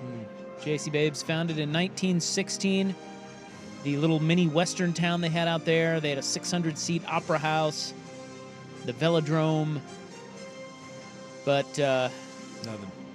well, people started thinking it was kind of lame, and they never went out. Again, back in the olden days, we didn't have a lot to do, so you did stuff like that. Hey kids, let's go to the dairy. Well, and I think the family was fighting for a while, and that scares people, and then there was a legal thing, and then they sold part of it. I don't know. When I look it up, it says that it's now the Smith Brothers Farm. Yeah, I think that was part of the... It's not even in the... I think that was part of the fight. There was a big battle over it for the longest time. Yeah, it was sold to the Smith Brothers, the Smith Brother Farms in 2022. So it's not even the Alpenrose family anymore. And they plan to build 263 homes on the development site. All right. Probably a little more money in that than I'm guessing so. an old dairy. Because they're saying that a new development will help Portland's ongoing housing crisis. Yeah, I'm sure it's going to be really affordable housing too, right? Because that's just what you do: is you buy a farm, then you put up 300 and something homes, then you keep them nice.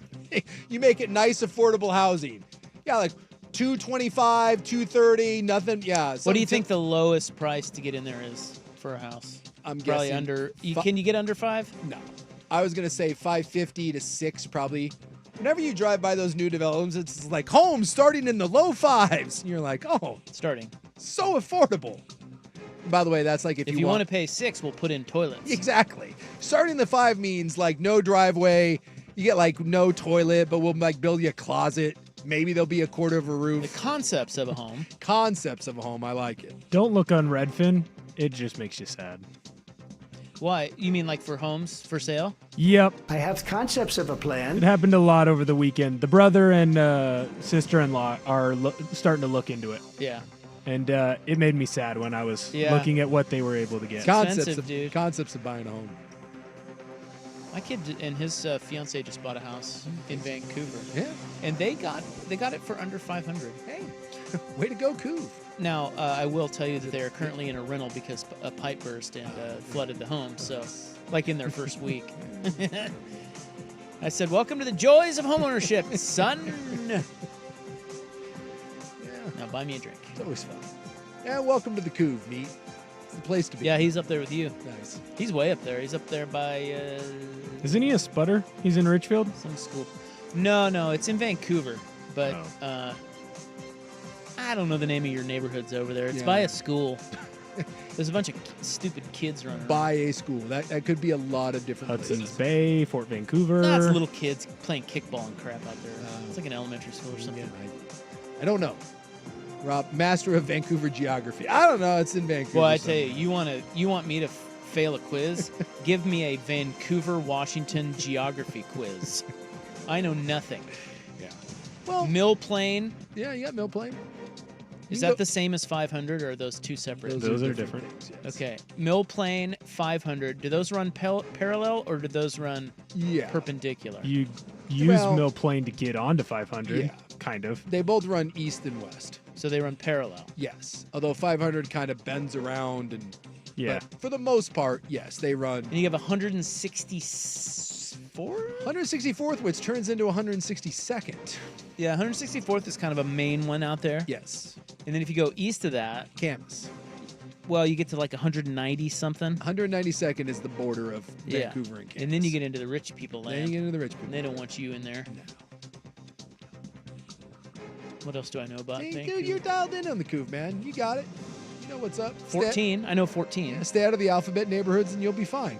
The Why? alphabet neighborhoods are down by where Will lives. I live in the alphabet. You don't wanna neighborhood. live What are the what name the what like what? Just A, ABC? B, They just call it C, the D. A neighborhood? if you live on C Street, you It's don't not going well, man. You don't Oh, want the to live streets. Okay, so A, B, Yes. C, You don't all the wanna- way to Z? Yeah, you don't want to be in the alphabets. Why? I like to go for walks at night, kind of as the sun's setting. I think it's kind of nice after eating dinner.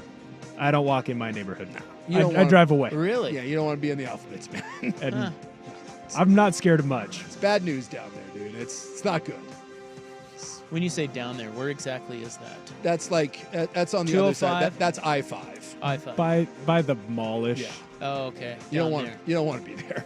I've played Royal Oaks Country Club. I know where that is. You know what the weird part is? That's my neighborhood. That's fairly. That's where it That's is? fairly close. Royal Oaks is like it's like an oasis. Yep. Remember when I talked about I saw the guy with the frothing wound and another man was using an Armor All car wipe to Yeah. clean it? 2 blocks. That's right by Wilson. The light, he saw it at one light. The next light is Royal Oaks. I tell you what, Royal Oaks is a wonderful club and golf course. And you would never know it was there. Why is it right there? No one really knows. It's like, So weird. it's like the nicest thing in Vancouver, and it's in the worst possible neighborhood. When I figured out where it was, my jaw dropped.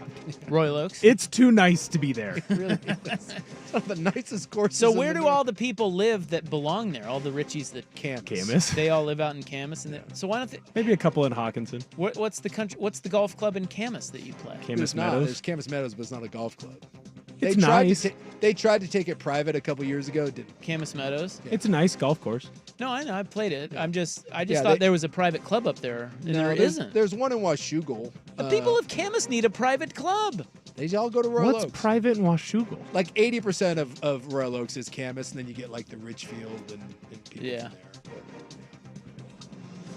You don't. You Great don't, golf course. You do not walk out of the Royal Oaks gate at night. Like if you finish there on a Friday night shutting it down, you don't go for a leisurely stroll out of Royal Oaks. Really? No. See, it doesn't look that bad. It just looks very. I'll take you on a tour sometime. You No, come no, come I'm hang good. out with me. Yeah. I'll take you to the spot. It'll be great. Can I bring my 8-iron? Yeah. You probably If you get should. if you get me into Royal Oaks, I'll take you all over Vancouver. I love riding my bike through there. You never know what you're going to see, but I don't ride through there at night. That's more of a 11 in the morning sort of thing before the creatures have fully woken up. You just kind of you get them when it's early, when they're still sleepy. Hey, You don't want to get them in there because they're like nocturnal animals. You don't want to see them in their natural habitat, which is like midnight. You don't want. I just want to let you know I was leaving my apartment complex and I found a car that people were clearly living in at 9 a.m. this morning Yeah. with 2 police Well, officers there asking them what's going on. I mean, that could be anywhere in Portland. That's right across the street from Royal Oaks. Close that gate. Oh, believe me, they do. Lock that gate. They do. Turn on the electrocution fence. And you can't see it from the road. You don't even know it's back there. Think The of it. club? No, it's like a bat cave. You can't see it from the road. Well, I know. I've been there. Yeah, it's all hidden. Yeah, and there's a reason why. Well, you can kind of see the driving range a little bit, but yeah, you can't see the. This, All right. It's like Fight Club. We don't. Hey, this is why we blew out the Hot 5 at 5. We needed that right there. See, we didn't have to hurry to the Hot 5 at 5, so we could get in hot Vancouver alphabet street talk. In my neighborhood. Don't want to I'm learning about. What about downtown? I think downtown's pretty cool, right? Downtown's having to come back. Yeah, and they're it's doing- expensive. They're doing a good job. Did you see Waterfront. the condos down there? Are they expensive? Yeah. You ain't Like what? You ain't getting in there for 500. Really? No. Can I get in there for 505? It's expensive. 510. They're spending a bunch of money to make downtown Vancouver like. Well, then now you're just Portland. Like, why not make something affordable? They're trying to make it like the Pearl. El Gaucho's coming in down there, and there's like 9 different wine bars and. Fancy. Yeah. All right. That is your In the News for May 7, 2025. But the Advocates, injury attorneys left Florida camp. Coming up next, where is Winnipeg, and is anyone cool from there? On the Fan. Swag here in the spring weather.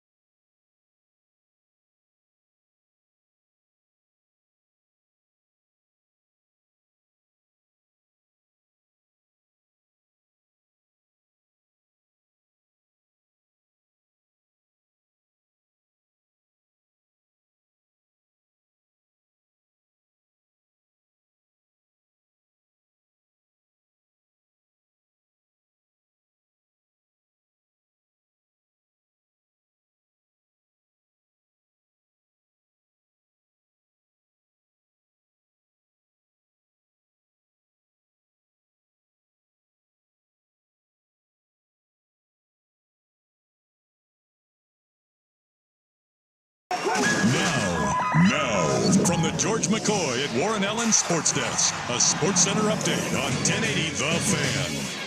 First on The Fan, it is halftime in Boston. Right now, the Celtics are up 50-41 over the Knicks. Knicks had a nice little comeback there in the second quarter, had 28 points. Leading the way for New York, Karl-Anthony Towns, he has 14 points. Leading the way for the Celtics, Jaylen Brown, he's 7 for 16 from the field.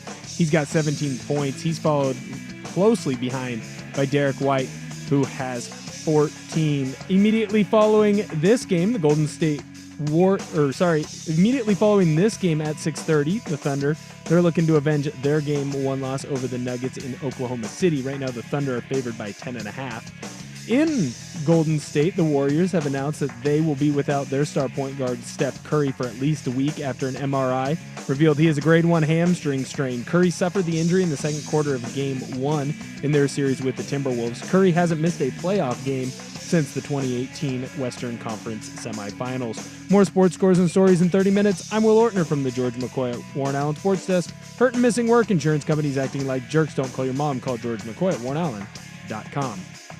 Jump back to earlier parts of your favorite.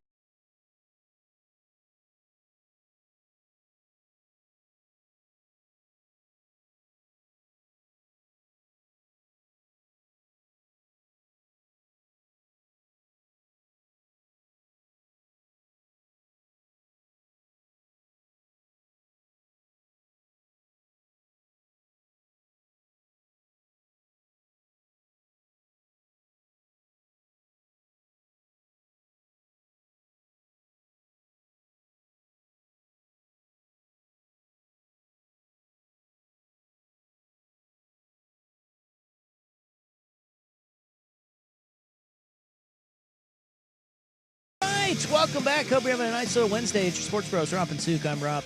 Big Sook's right over there. Right back at you. We're having quite a show.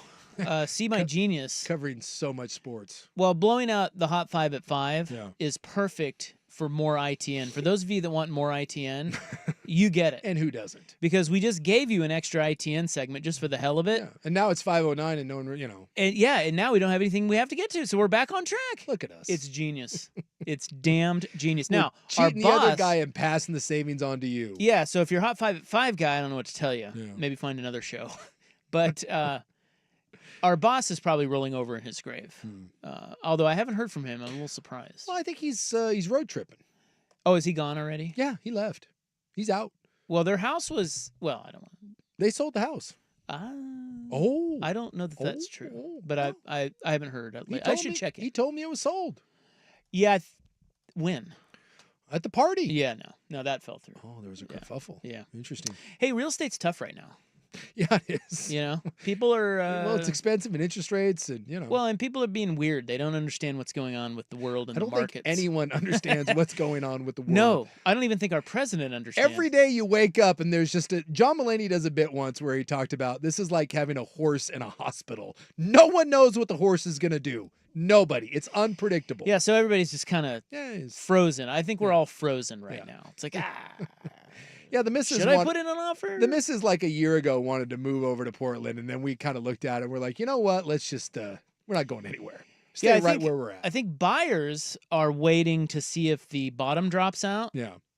And then sellers are like, I don't know how many sellers are out. I don't know how much is on the market, but if I'm a seller, I'm like trying to get it off my plate before the bottom drops out. My friend has been staring at the Ritz condos, and he's just watching them just plummet. How much are those? Well, they started at one thing, and they're not there anymore. And now the building looks like it's going to get foreclosed upon. Are you serious? Yeah. Like the Ritz is going to close? Yeah.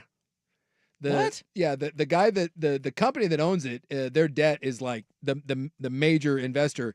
So it's like $600 million, and they said that the best bet at this point is to sell it for scrap, break it off into pieces. So they're not sure if the Ritz name is going to get taken off of it, but pretty soon we may have the proud distinction of being the only place that like shut down a Ritz. Well, that's kind of predictable, though. Well, the Ritz doesn't really fit Portland. Well, it did years ago, but they started building it, and then COVID hit, and then we tried to burn the city down. I don't know. I don't think of like when I think of Portland, I can't tell you how many things I think of before I think of a Ritz-Carlton. So like the first, the first handful of 30 floors are hotel, and then the rest of them are condos. And the number of condos they've sold are shockingly small, like alarming, like single digit. Yeah. It's not good. This says that, so AI, I just Googled that, and AI said it's not closing. However, the building, which includes the hotel along with residential and office spaces, is facing foreclosure due to financial struggles. Yeah. I'll tell you what, that bar. Yeah. It's a good bar. They have some great cocktails in there. But I got a buddy of mine that's just been like the downstairs one. He's been watching that thing for like a year and a half, just like, come on. There's also an upstairs bar. Dip it. Yeah. The upstairs one has a nice view. Yeah, but the downstairs one, I went in there for Christmas. Well, now they've my got, God, they had delightful cocktails. Well, now there's a whole. Of course, they were like $25. I know. They did a whole they've got like a food cart pod now. Do they? Yeah, they opened up a bunch of. That's more like it Yeah. in Portland. They're not food carts, but it's indoor food cart-esque. There's little restaurants. There's like 10 of them in the bottom half of that now. So they're trying to do anything to Let's get people. buy it. They're trying to get anyone to come there. You want to buy it?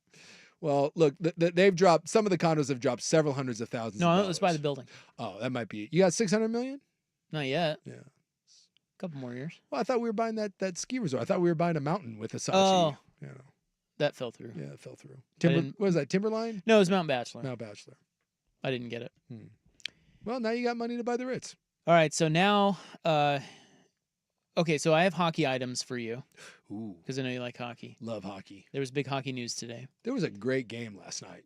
Oh, well, who cares about that? Well, that Edmonton Vegas series is going to be fantastic. And my Jets are playing tonight. Your Winnipeg Jets. I'd like to talk about Winnipeg. We will also talk about what the hell's in the water at PNC Park where the Pirates play. Good Lord. Wild stuff is going on there. Yeah. Dude, that video is insane. Now, coming up tonight in the club, 6 to 7, we have to talk about the conclave. It has begun. And I have great news for you follically challenged men. And it's interesting that Will is in today. Yeah. Of course, Buck's receding. Can we talk about that? Buck is. You think he needs to shave? Buck's holding on to. This is so mean. No. I know what you're about to do. No, I just look. I don't think he's at shave head territory, but I mean it's certainly receding. Look, Buck wears a hat every day, and we know why Buck wears a hat every day. Not every day. I think when Buck doesn't wear a hat, I think it's because he's got a lot of time. I'll bet you the average time that Buck, when he doesn't go hat, I'll bet you that's a 45-minute procedure to get that hair to where he feels comfortable going out. It's borderline. We got a couple people at the Fan, couple hosts that it. Who else are you talking This about? is mean. It's not mean. Yes, it's the it reality. is. Who are you talking about? Dirt. Oh, And I thought he was shaved head.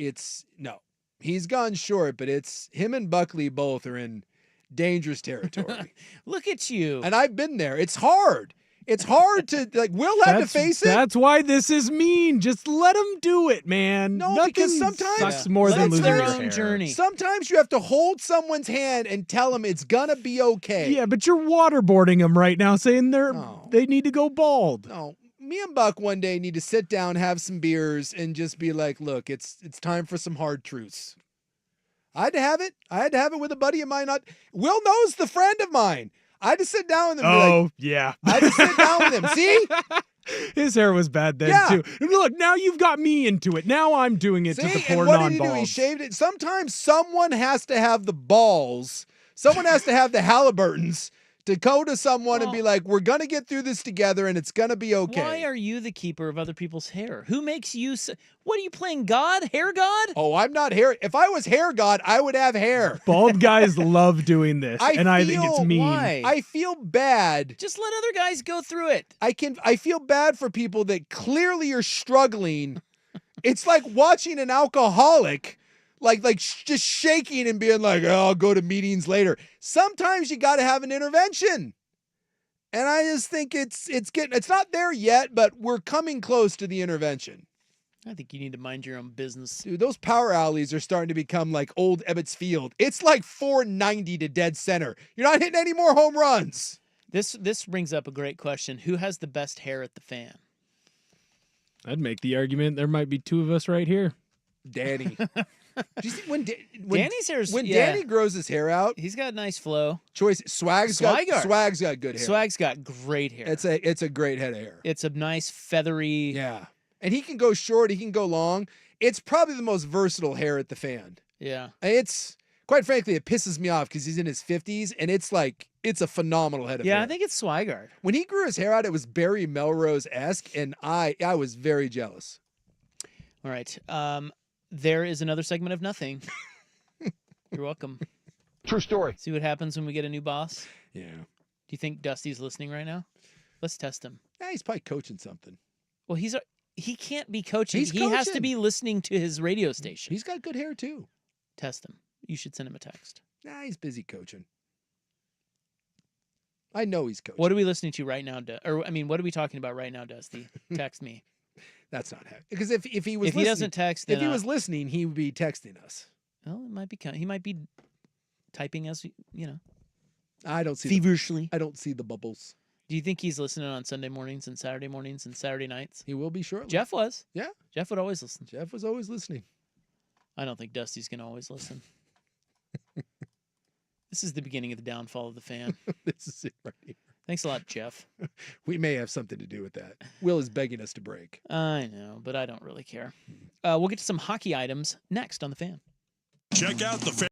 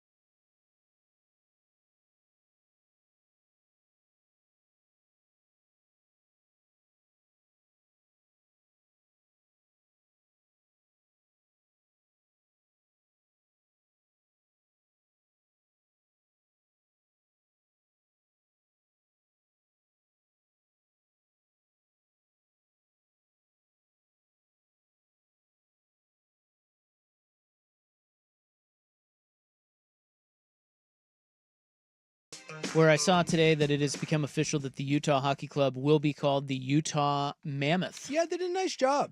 The logos are pretty cool. Uniforms are slick. They did a nice video. It was a terribly kept secret.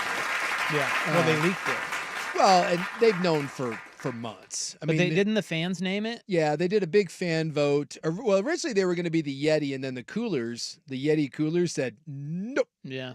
And then they did a fan vote, and the Mammoth has been known for about, I don't know, at least 6 months that it's going to be the Mammoth. You know, when you're the Yeti cooler, yeah. I would look at it the other way. Couldn't you lean into that? A nice sponsorship and like what is wrong with people constantly saying Yeti, right? Like that's good for you residually, is it not? Why would they be so upset that the team would be called their name? I don't know. But they like it'd be like the Portland Sooks.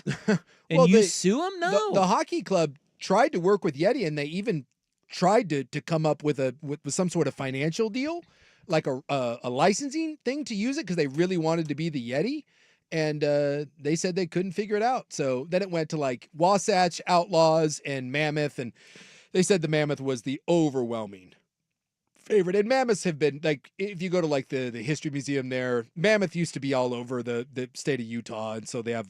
Yeah, it well, I makes tell you sense. what, the Yeti, that is cool. Yeah. And I see why they chose that. Yeah. Mammoth, also cool, Yeah. not as cool as Yeti. Yeah. I will say, too, I'll corkscrew this in here because... Tusks up, by the way. Yeah, okay. Okay. Does anybody... Like, that's a major mistake to me. You don't like that? Well... Tusks up? Yeah, it's too hard to say. Oh. Like, tusks... Yeah, I guess that like, is why did you do it that way? Why not tusk up? Tusk up. Or something completely different. You can't have one tusk up and one down. That'd be awkward. There's tusks. No, but there's tusk two. up means like... Man up? Tusk up. I don't know. I think tusks up is clunky and hard to say, and I don't understand why they would approve that. Like, there are so many people that sit in rooms and make these decisions. Like, these are very important high dollar decisions. Yeah. I'm always amazed at how many of them have glaring holes like that. No one brought that up in the tusks up meeting. Yeah, tusks up. I didn't think about that, but now that I say it, Yeah, it's does- hard. Yeah. Why? Red leather, yellow leather. The Human Torch Why? was denied a bank loan. And why all the ups? Guns up, Yeah. tusks up, Yeah. weens up. Or can we get more creative? Yeah, you got to be up. Can't be down. Horns down. Yeah, I don't know. Tusks forward, maybe. Tusks erect. I like erect the tusk. Have you seen the? Did you see the video? No. The little video they did was really cool. Well, I like their colors. They're black, white, black, white, and light blue. Yeah, they did And- glacier white, or was it glacier blue, snow white, and black rock? Because you have to name all the colors. They are also the 11th major U.S. sports franchise whose team name does not end in S. Oh, Okay. okay. Can you name the 10 Oh, off the top of your head? oh God. Miami excuse me. Heat, Yeah, That's the one. Heat. Jazz. That's 2. Look at Big Will go. There's no NFL teams. I'll tell you that. It's baseball, basketball, and hockey. I'm trying to think. Both Sox. Wild. Both Sox, Red Sox, White Sox. Yeah, Minnesota the Wild. Wild. Yeah. I'm trying to think of who else would be there. You got two more in basketball, two more in and the rest are basketball. hockey. Blazers, Clippers. No, that's wrong. No, I'm just kind of rumbling through. Trying to think of teams that end in like a weird, like Yeah, like I have a stupid name. we already said Heat, right? Yeah, you already said Heat. Jazz, Heat, Red Sox, White Sox, Mammoth. You've got the Thunder. Oh, there you go. You've got the Magic. You have the Kraken. Oh. Yeah. We should have got that. You I have should've the gotten that. Wild. Already got that. You have the Avalanche. And you have the Lightning. Look, I'll say of the recent expansion teams or renaming teams, I think the Mammoth is pretty good. I thought the Kraken, they did a really nice job with the Kraken. The Kraken works, and I think the Mammoth works. Well, I think, look, if you at this stage of the game yeah. get a pro sports franchise Yeah. in your city, you better do something cool with it. I think, in other words, I think that we're in the era where the understanding is You can't be the You Cubs or the cannot- Bears, the Wildcats. no, you're not going to create like the traditional, the history. No. You have to do something. Your brand has to be Yeah. spot on Well, you- because of merch and like it's a big deal. You got to get it right. Well, like the Timbers did it though, because that was a throwback, right? I mean, that And so you could do that. Could you argue that the Timbers, no matter what they were named or what their kit looked like, would be super popular no matter? I mean, Yeah, I feel like we were going to support they it. But hit a home run. the with fact that they did it because the old Portland Timbers and you got the history of it. Like if we got a baseball team and you named it the Portland Mavericks, it would work. that would work. Yeah, It would work. Yeah. Even though that's true. Yeah, that would work because you're paying That's a good homage to point. it, or the Beavers or something like that. That we had the Rosebuds, whatever you did. Like when you do the connection to the city, that works. But I'm with you. Most of the time you come up now, you got to do something a little unique. Do something cool, man. Kraken and Mammoth and all that. Like the What Yeti is would have been. Colorado Rockies? I wanted to bring up the WNBA thing because the Tusks Up thing is so weird to me that nobody figured out that's maybe there's better. Tusks up for Harambe. Whatever. I'm doing that now. Tusks up for Harambe. Tusks. Tusk me, baby. We had a thing here. Who sits in these rooms? We had a thing today where we were gonna play the Liberty and Sabrina are gonna come play in Eugene. Yeah, they're doing this now, like they did with Caitlin Clark and they did with like Angel Reese.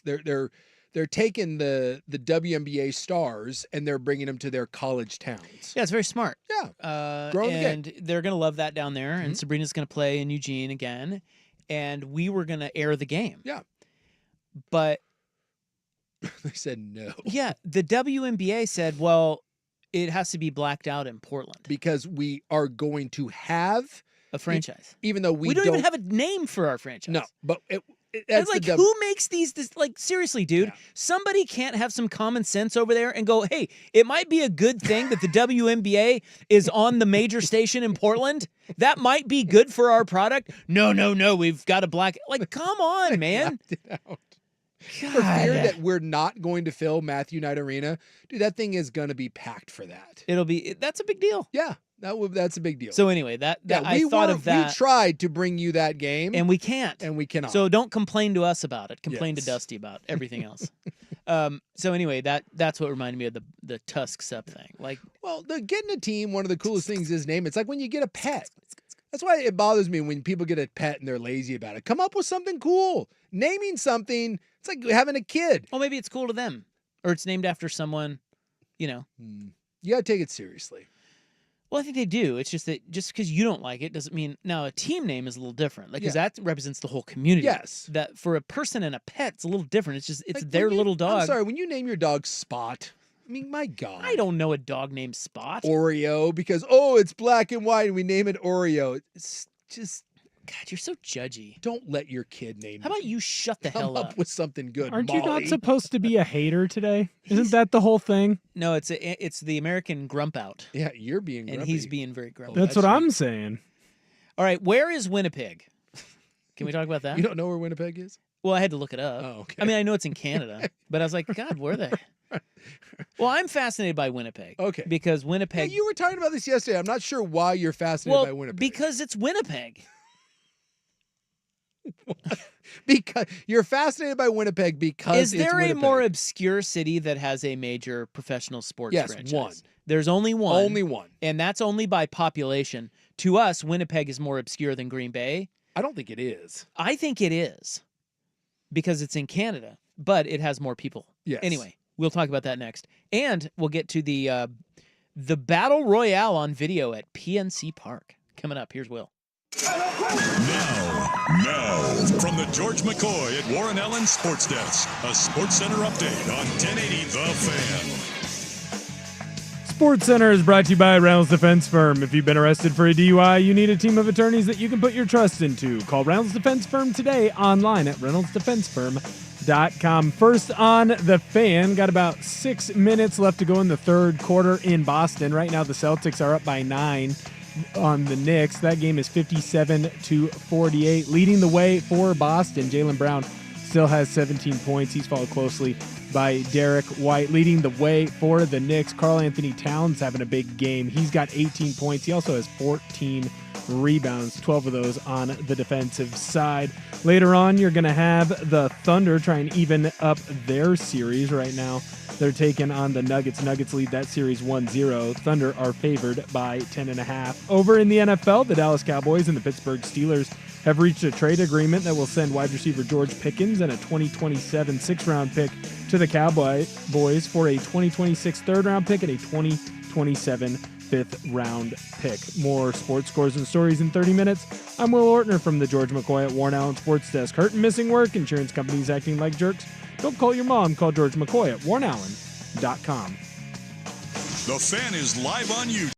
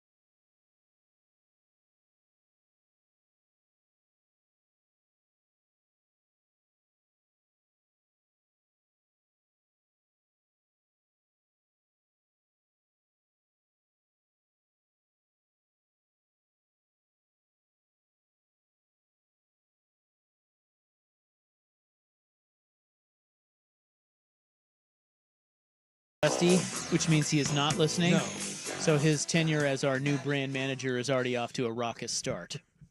Wait, I don't think he's officially the brand manager, isn't he? I thought it starts Monday. Well, I think they said his first day is Monday, but that's not true, as you know, because, we have a new GM who's drinking from a fire hose. Yeah. And we've got a new brand manager who's drinking from. It's like it'd be nice to start Monday. I think that gives him some time to slide in. But listen, he's already telling us to promote X, Y, and Z. And Oh yeah, by the way, you should tell him that. the Fan Golf Classic. Yeah. How many years? 11, 13, Where's the sheet? 9, and new A lot. A lot. The A Lot Annual Fan Golf Classic. Where did it go? I don't know. We had a read sheet in here. Look, we're off there to. it is. We're not doing anyone Read that. any favors. See, I told you, Dusty better listen, or else, like, if he thinks How about this? that Primetime is just going to be fine without him listening, he's wrong. Your local Toyota dealers present the 11th annual Fan Golf Classic out of Langdon Farms, Tuesday, June 24th. Bottom line is this: I'll be there. the afternoon round almost gone. Morning round filling up. Get on the morning round. So if you want to play in this thing, and you do because it kicks ass, the morning is where you need to go. So 10tothefan.com, get your foursome, come join us in the morning. We'll all be out there hanging out, having a grand old time. So do it. Afternoon round filling up, morning round is where we need to get people to jump on those. Needless to say, he's got a lot going on, Yeah. and he's got to find his own replacement. So he's already knee deep in brand manager Yeah. Well, bullshit. there we go. Now we're doing what we're asked to And do. I'm sure he's on corporate emails right and left. You're disgusted by anything corporate. Well, no, just our corporate. A rousing start. What do you mean? This Dusty off to a rousing start dealing with Oh. you. You signed up for it, That's true. little bitch. I hope Jeff warned him. I've sat in those corporate meetings with you. Buckle up, fan What are you man. gonna do? Fire me? Okay. just go back to Rob. You paying attention? Nope. Um, Concerns all of us. Okay. Well, I did learn. I got to give another shout out to Jeff real quick. Yeah. I did learn. Oh, I thought you learned about Winnipeg. Well, we'll talk about Winnipeg, but I learned. Oh, there he is. Yeah, look at that. Oh, he was listening. He says, "I was listening. I'm not texting you unless I get complaints." They said great read. And then he said great read for the Fan Golf Classic, Jackasses. Oh, well, I'm taking that to HR. I don't think we have an HR. Do we have an HR? I don't think so. No. Oh, well, we do have HR, but I think they're in Seattle. I think. Look, We think. I thought What was I telling you? I thought the 11th annual Fan Golf Classic read was dynamite. I tell you what.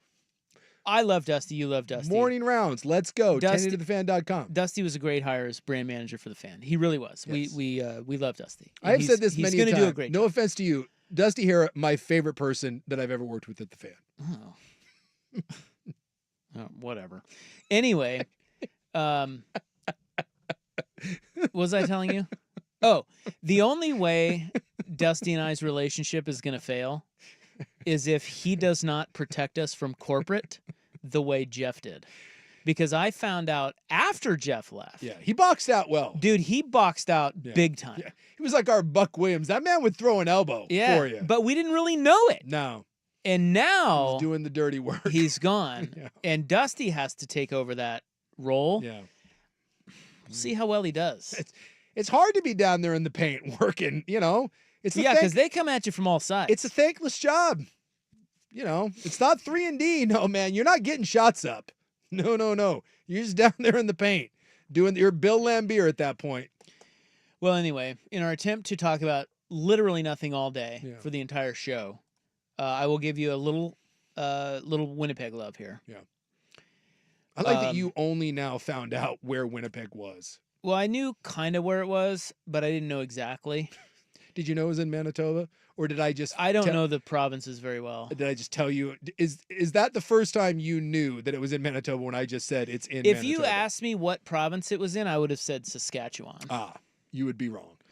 So whatever. You I don't would know actually be wrong by a lot. I don't know my Canadian geography. So that's why when I saw the Winnipeg Jets the other night, what prompted this was that goal where they scored with like 2 seconds left. Yeah. And I saw their crowd and I went, oh my God, that crowd, that was so cool. What a cool moment for those fans. And then I was like, well, wait, they're in Winnipeg. There is nothing in Winnipeg. What the hell's in Winnipeg? Where's Winnipeg? So many questions. So I had to go Google all the questions. Yeah.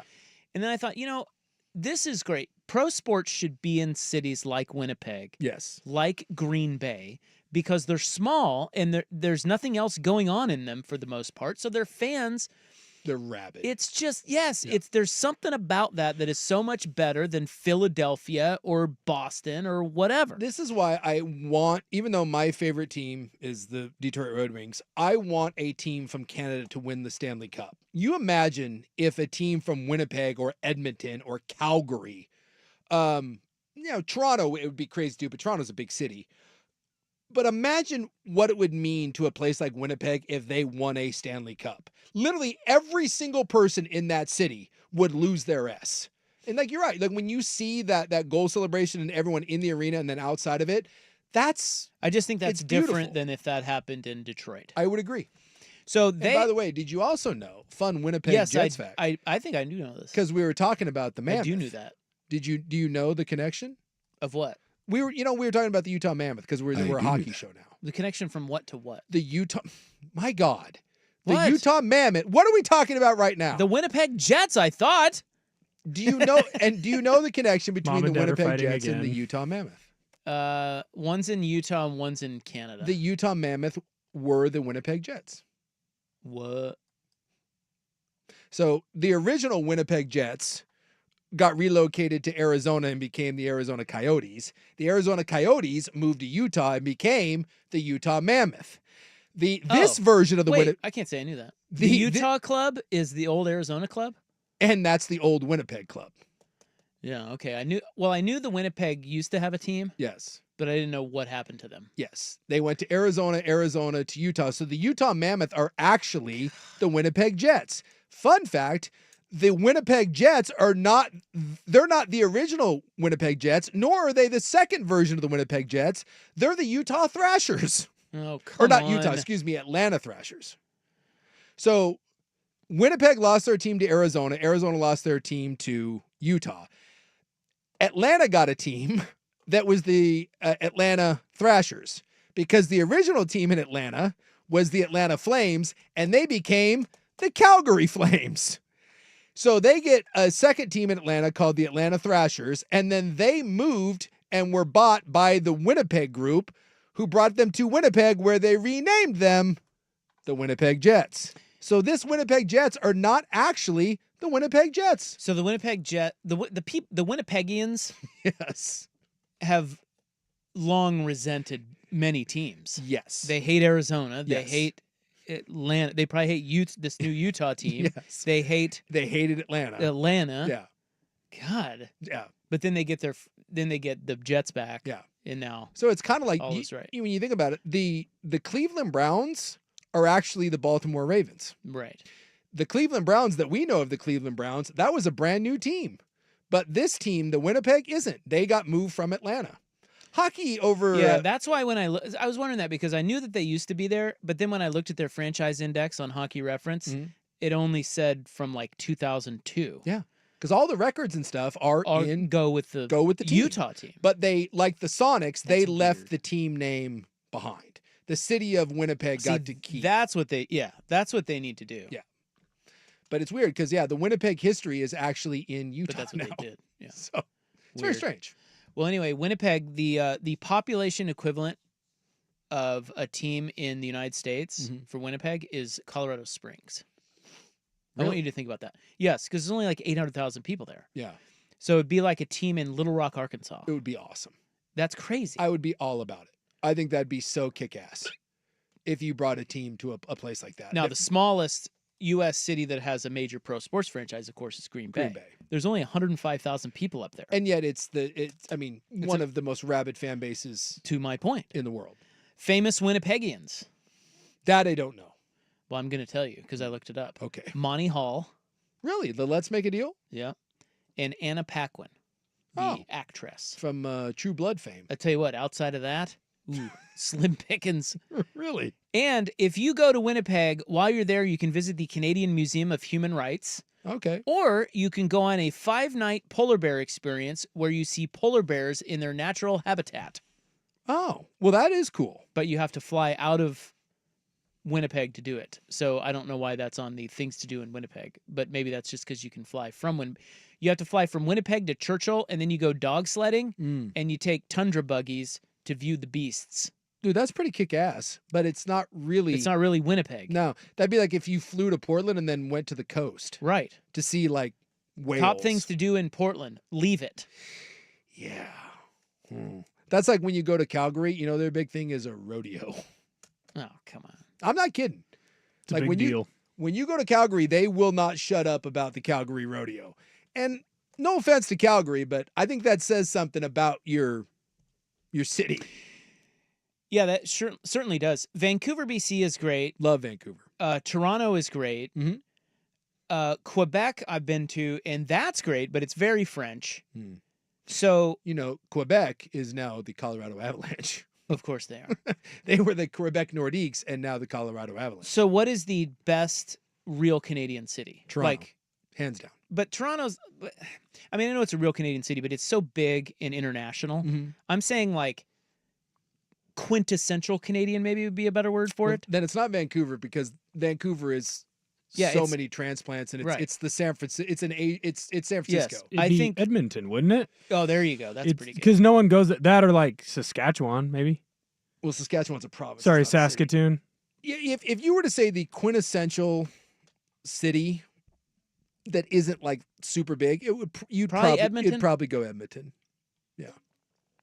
Well, I got to tell you, if you wanted Ottawa, maybe. Oh, Ottawa, that's a good one. There ain't much in Winnipeg, I can tell you that. No. I had to do some digging. Although Canada's got fun names because you got Red Deer, you got Big Beaver, you got Regina. There's all kinds of those fun things up in Canada. Excuse me? Yeah, Regina. Vagina? No, Regina. Regina. The Pats. It makes me sad. All right, well. It's no Big Beaver, though. There is Hockey Talk. He was born in Big Beaver by the borderline. That qualifies as Hockey Talk, doesn't it? Yeah. I think we all learned something about a lot of things. A lot of things.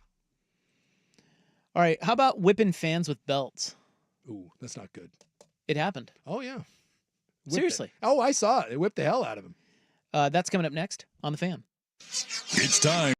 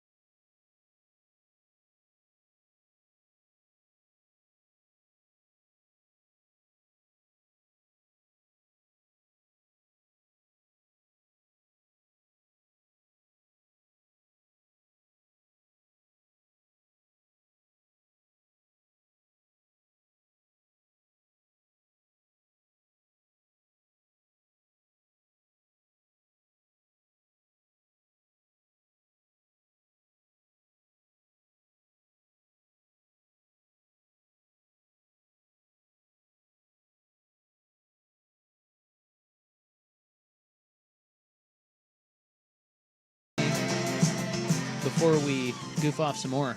Because we have the club coming up. We've been very focused today. What's going on at PNC Park? Yeah, all hell's breaking loose. What's going on there? Well, the dude flung himself over the damn railing, and now we got. Ooh, what? Did you see the new video of that? There's new video of that. Oh no, I saw the. I mean, I guess I saw the video of it. It's like a different angle. There's a new one, yeah. There's one now that there was somebody sitting behind the guy, Mm-hmm. and it shows exactly how he fell out of the stands. Okay. And he, Yeah, look like he jumped up on the railing.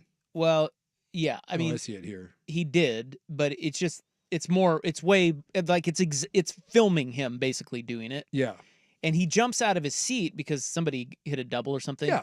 And he jumps out of his seat almost like a frog. Yeah, and he And puts so his feet his up on the railing. feet kind of hit the railing, and then he goes topsy-turvy Well, over. and they said that the inning before, if it lets you know what state he's in, he ripped off his shirt and poured a beer on himself the inning before when they scored. Yeah, he was housed. They said he broke his neck, collarbone, and his back, but he's up and walking already, and he's gonna really? live. Yeah, he's gonna live.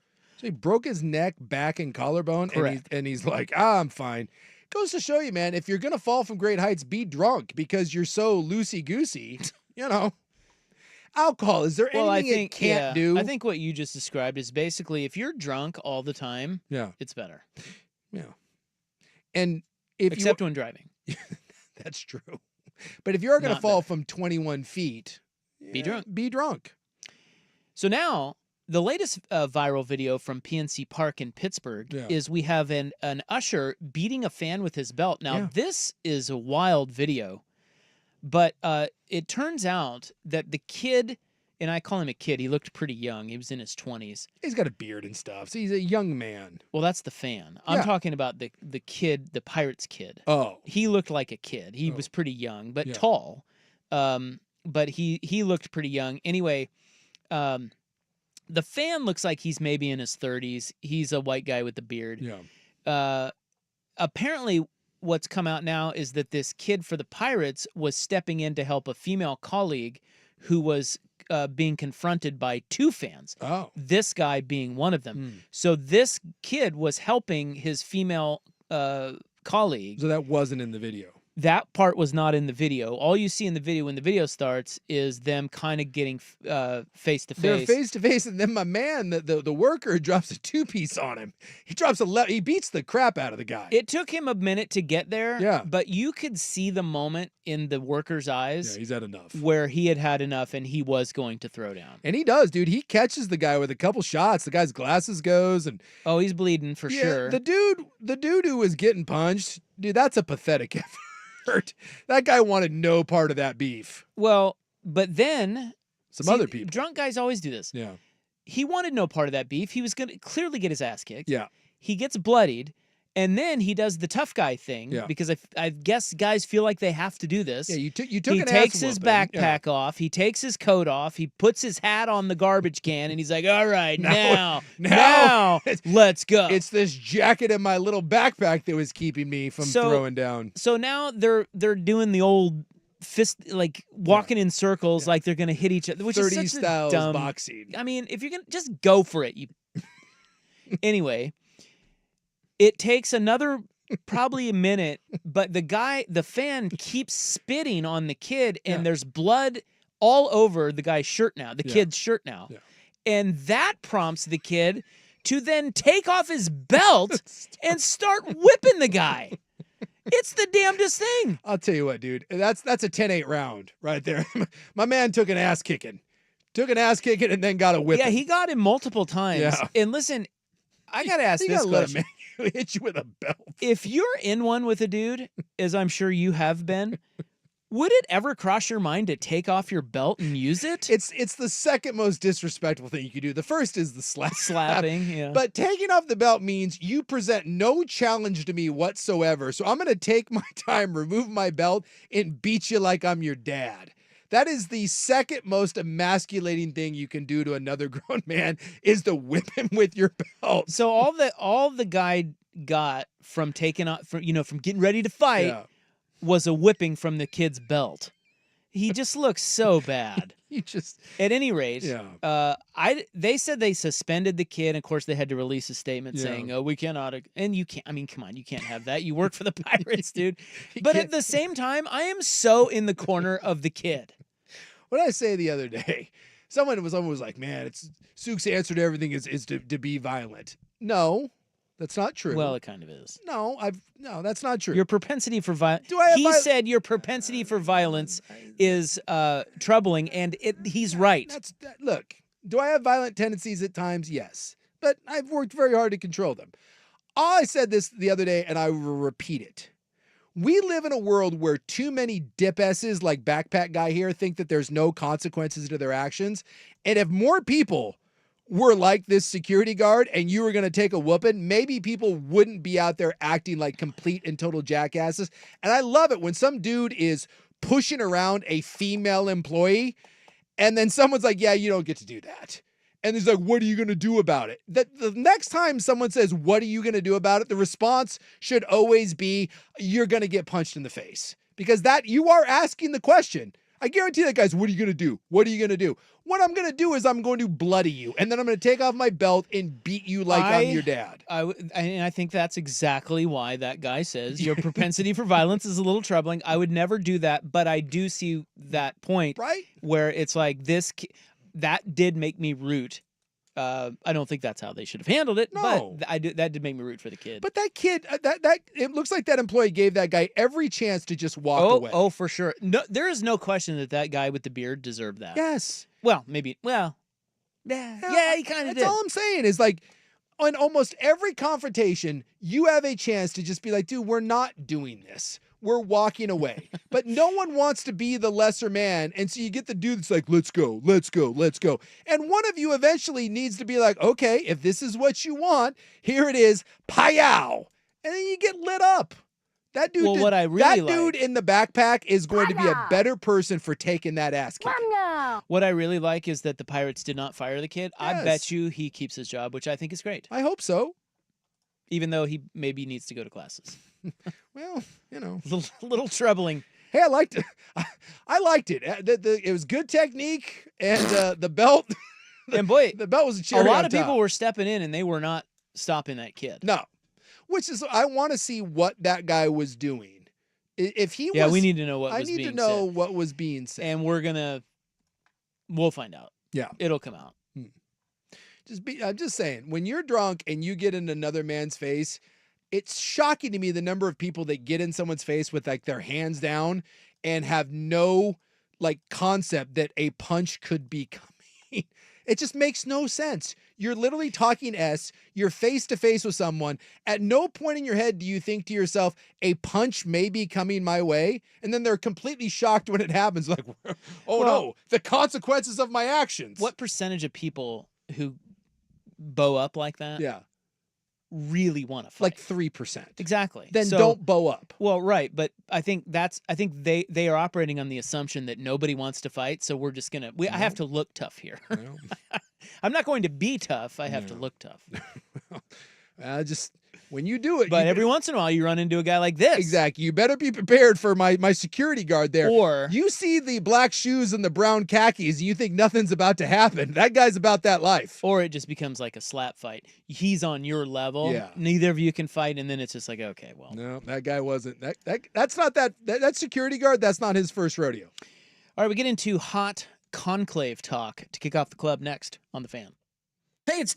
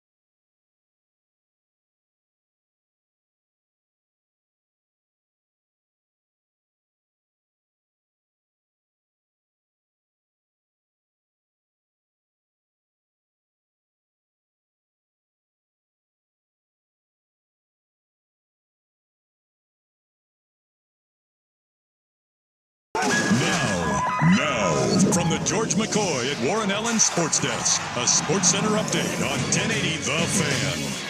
First on The Fan, it's getting tight in Boston right now. The Celtics are up 86-79 over the Knicks. 4:35 left to go in the fourth quarter there. Josh Hart exploding offensively for the Knicks. He's got 21 points.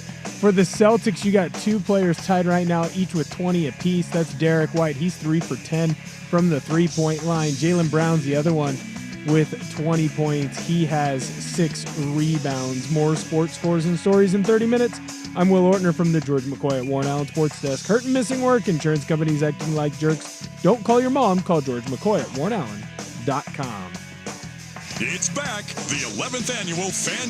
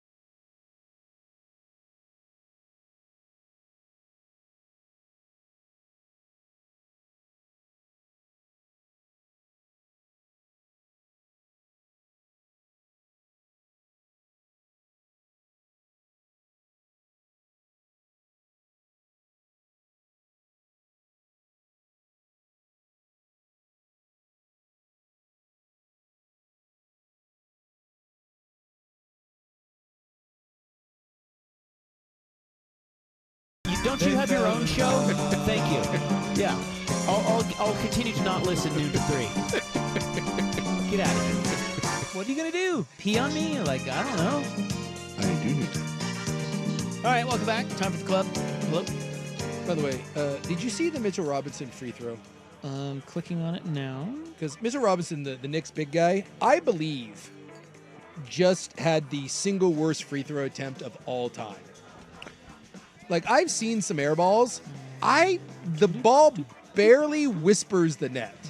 It tickles the taint, the bottom of the net. And you can see in his face, this is the equivalent of the celebrity first pitch when you throw it into the dugout. That's an NBA player in an NBA playoff game that just attempted that. Yeah, he looked like he short-armed it. You know, like when they bring the contestant out to like shoot a 3-pointer for, I don't know, like a gift card at a Blazer game, and the old lady comes out and you're like, oh boy, that's not even getting to the rim. That's what just happened.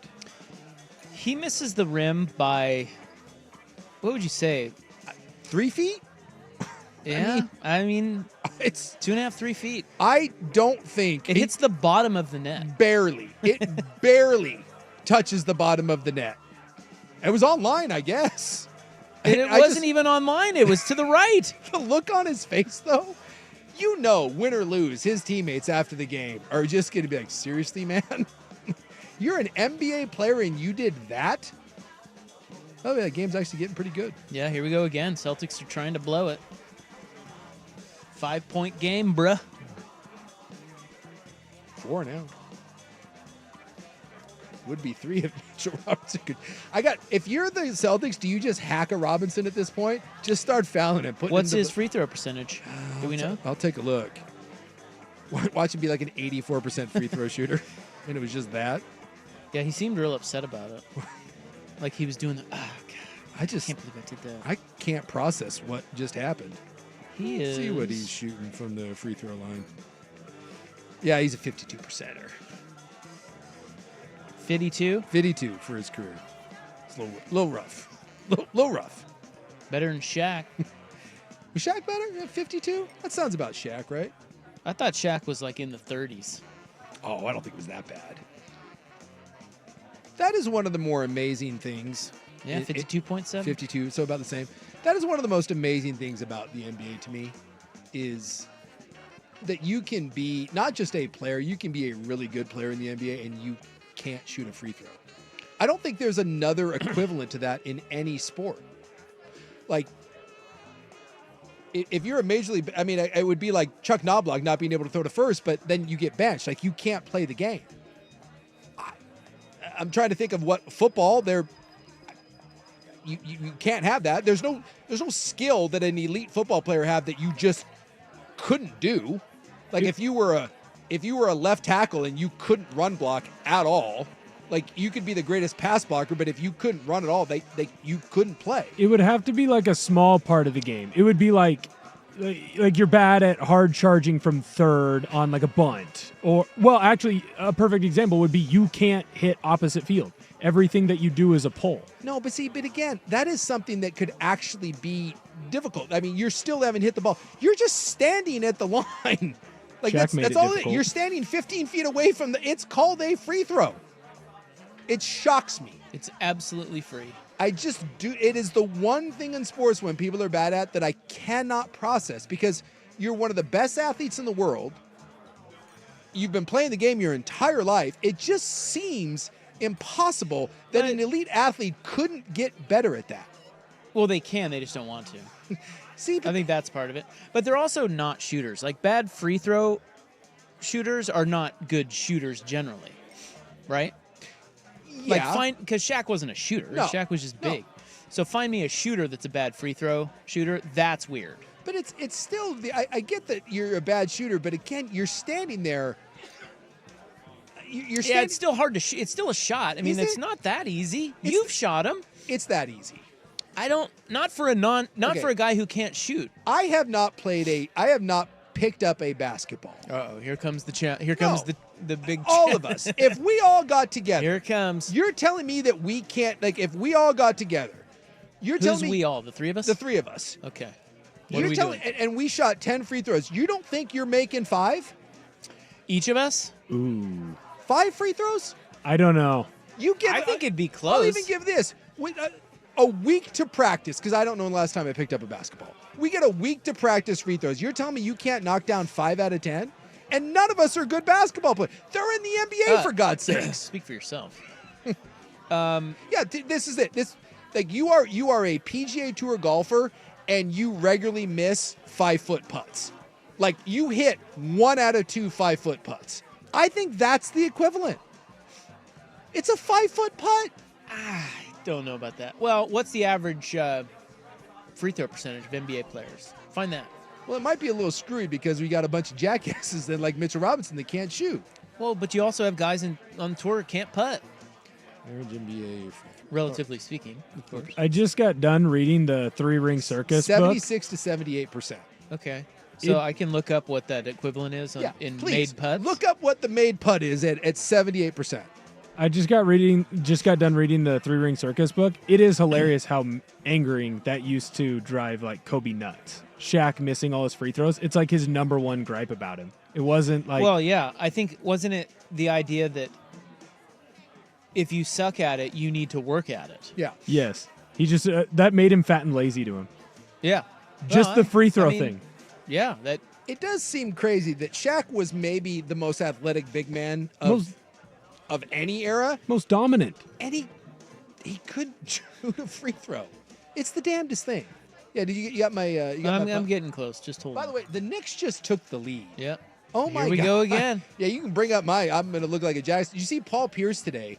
Paul Pierce said that if the Celtics lose, he would walk the miles to the studio in his bathroom in slippers. I think Paul Pierce wants to do that. I've seen what he posts on Instagram.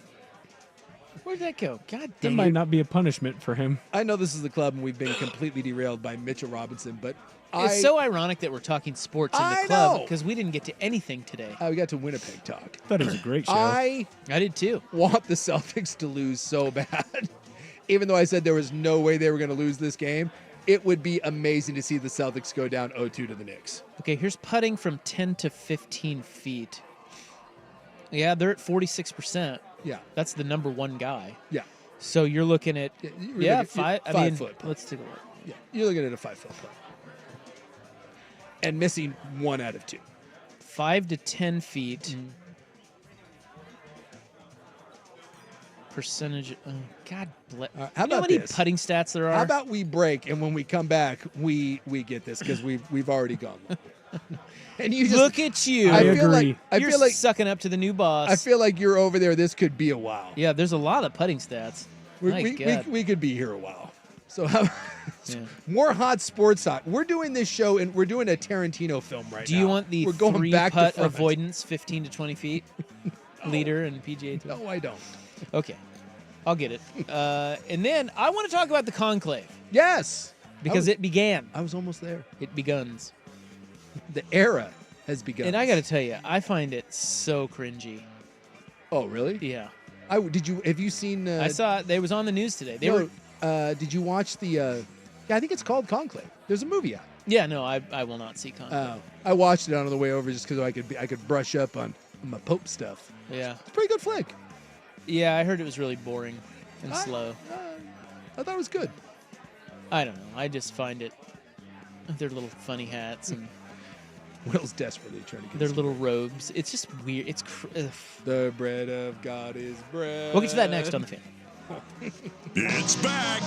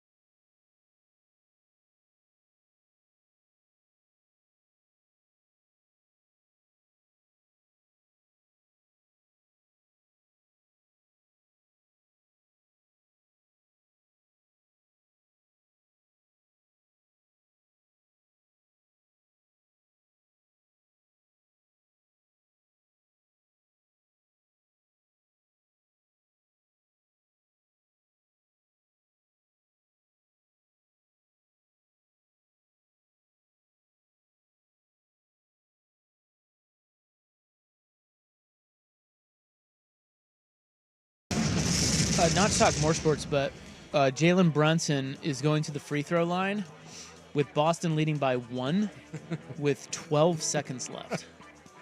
Oh, come on, sports gods, let this happen. So the Celts are going to get a last crack at this. So he made the first one. I assume you get this to Tatum. One would think, although watch Tatum pass it, and then someone else will shoot it and miss it, and then we'll bury Jason Tatum and call him a bum for not having the balls to take the last shot. Well, LeBron certainly got flack for that. You remember that? Oh, yeah. Making a pass to an open player. Like, how dare you? I want Al Horford to shoot it. Old-ass Al Horford. All right, here we go. Yeah. By the way. Knicks by 1. Yeah, here we go. All right, Tatum's bringing it up.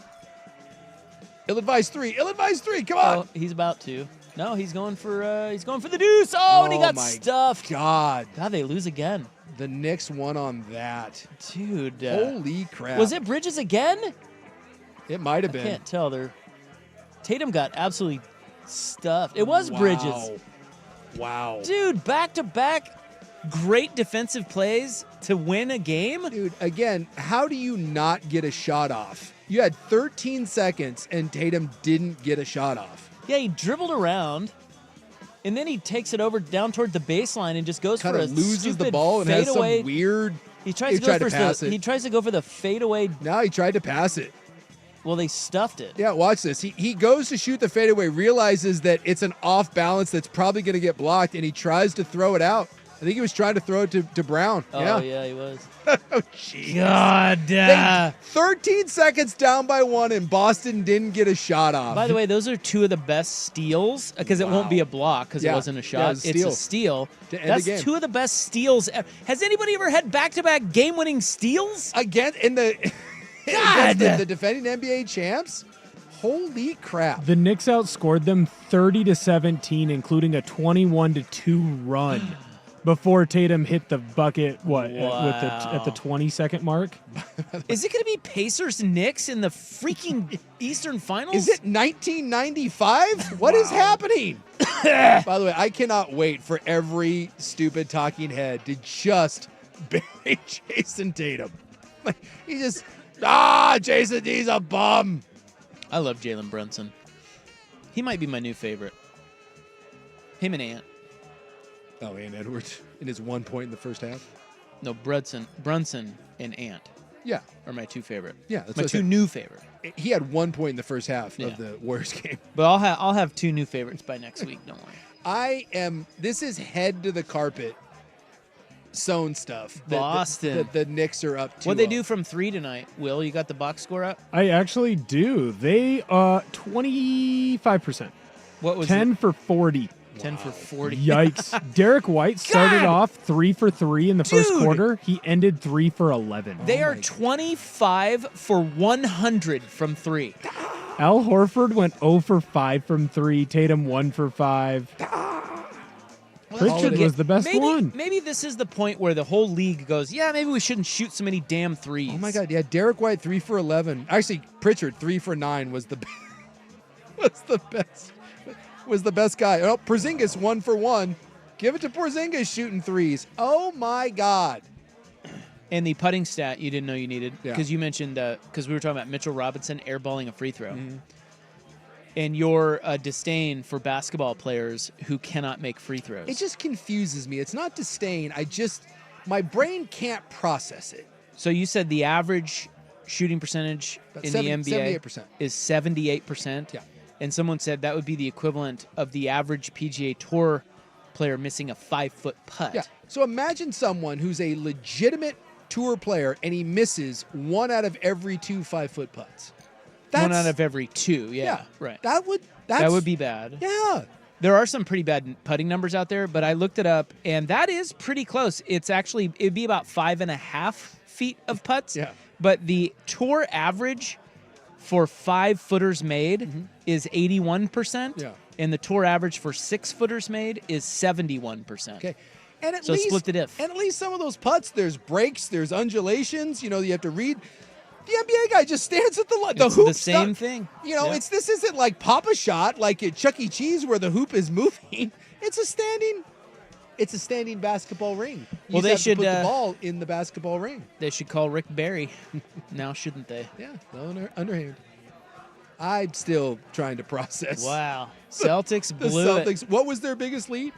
They were up by 20 with 3 Again? minutes left to go in the third quarter. They were up 73-53. This is the exact same game. They blew 20-point leads both games. With 15 minutes left, they were up by 20. And I want to see Paul Pierce apparently will be in his bathrobe on tomorrow's whatever dumb show he's on. Do you think their coach, Hannibal Lecter, is currently ripping someone's face off? It's possible. And eating it? Well, you know how he gets this team back on track. Watching the town, right?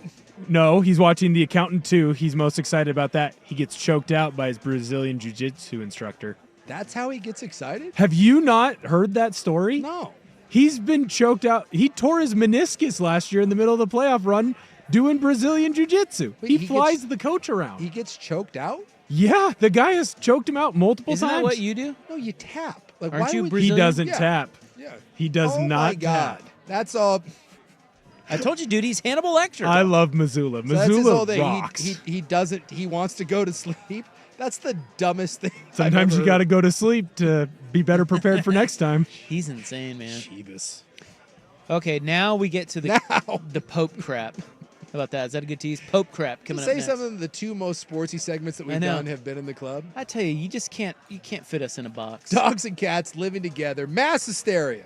All right, Pope crap next. Here's Buck. I mean, Will.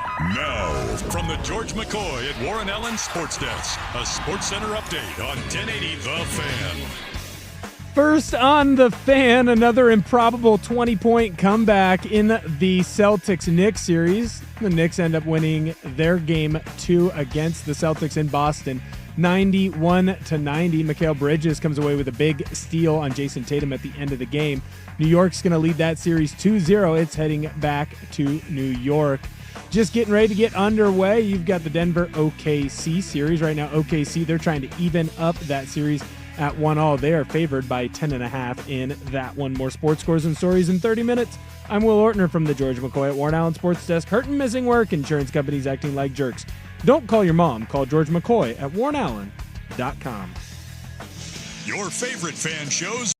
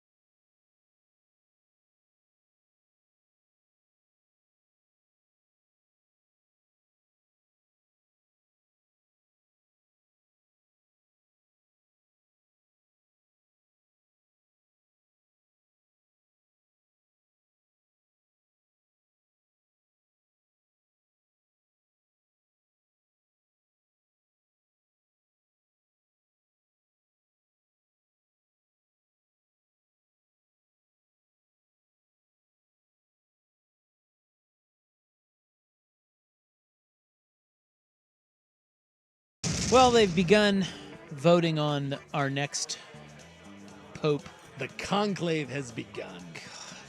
I find it so weird, dude. I was watching. I was just there. Yeah, I was in there. How do you feel about that? Like, yeah, you were in that. Yeah. And I've been in there, and it's cool, but it. Well, it was weird because when we left, the tours were not going to go into the Sistine Chapel, so we were the last people that were going to be in the chapel, because the day after was the funeral. So anyone that even showed up to the Vatican that day were not going to go in the chapel. So, which that's a big part of the tour. Yeah, is to see that. But of course they need it now. They got to do their stupid conclave. So they said when they opened the Vatican and we got booted from the chapel, the cleaners and everything were coming in and they were setting up for this. They were installing the chimney and all that. So I am one of the 15 last civilians to be in that room before the big conclave. That's actually pretty cool, dude. Yeah. And the Sistine Chapel, I don't know, I wasn't moved like you were, but the art is cool, and it is not as big as you think. It's actually pretty small, I thought. Yeah, there was definitely, like, we went to other churches that were definitely larger. You weren't moved by it? No. Well, you were there with a bunch of other people? Oh, yeah, there were a bunch of people in there. But, dude, people don't mess around at the Vatican. Like, when you go into the Sistine Chapel, they have little benches on the side. Yeah. And people are sitting there crying, and, like, it was clearly a very moving experience for some. Well, you're dead inside. Well, I'm just not a religious guy. Like, I'm not either, but it got me. Dude, I watched that stupid conclave crap this morning I had CBS Mornings on. I love that you're being respectful with that stupid conclave. It is so cringy. Like, they have their little robes and their funny little hats, and they chant. Yeah. And they have an oath of dude, you got to admit, it's kind of absurd.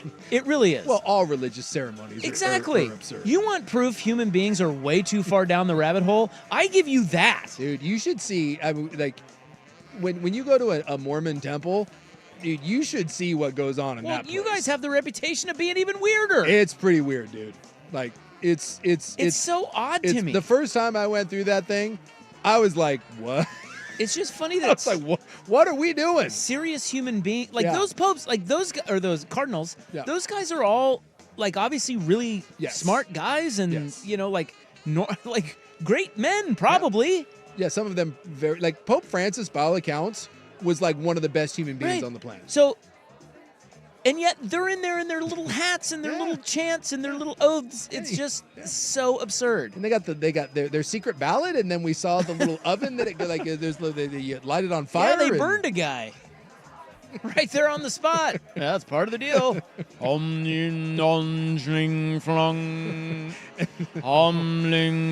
It's so odd. And now we got to wait for the white smoke. What? So they vote, and you have to get a certain number to be pope. And so they take 2 votes a day, and you just keep going back until you get what I think it's like 75%. It's like electing a president. You get a certain electoral pope votes, and then you're the pope. And we don't really know, like the process is secret, so they don't know exactly how it goes, but there's a rough idea. I bet they fight. I'm sure there's Yell at each other. I'm sure there's some tickle each other. Well, like I'm sure there's some like, hey, I'm not gonna win, so like in the movie, they do a thing like where they do an initial vote and you find out who's the favorites, right? And so let's say you got like 30 pope votes, but I got like 8. Well, I know I'm not going to get to the required, like whatever it is, like 80 votes. So then I go through and I'm like, hey, Rob, I'm going to tell everyone that voted for me, vote for you. And then you go around and you call the other, like you try to like gather votes, and then you become pope. Yeah, all right. Oh. Does the pope get paid? Yes, I think it's $32,000 a month.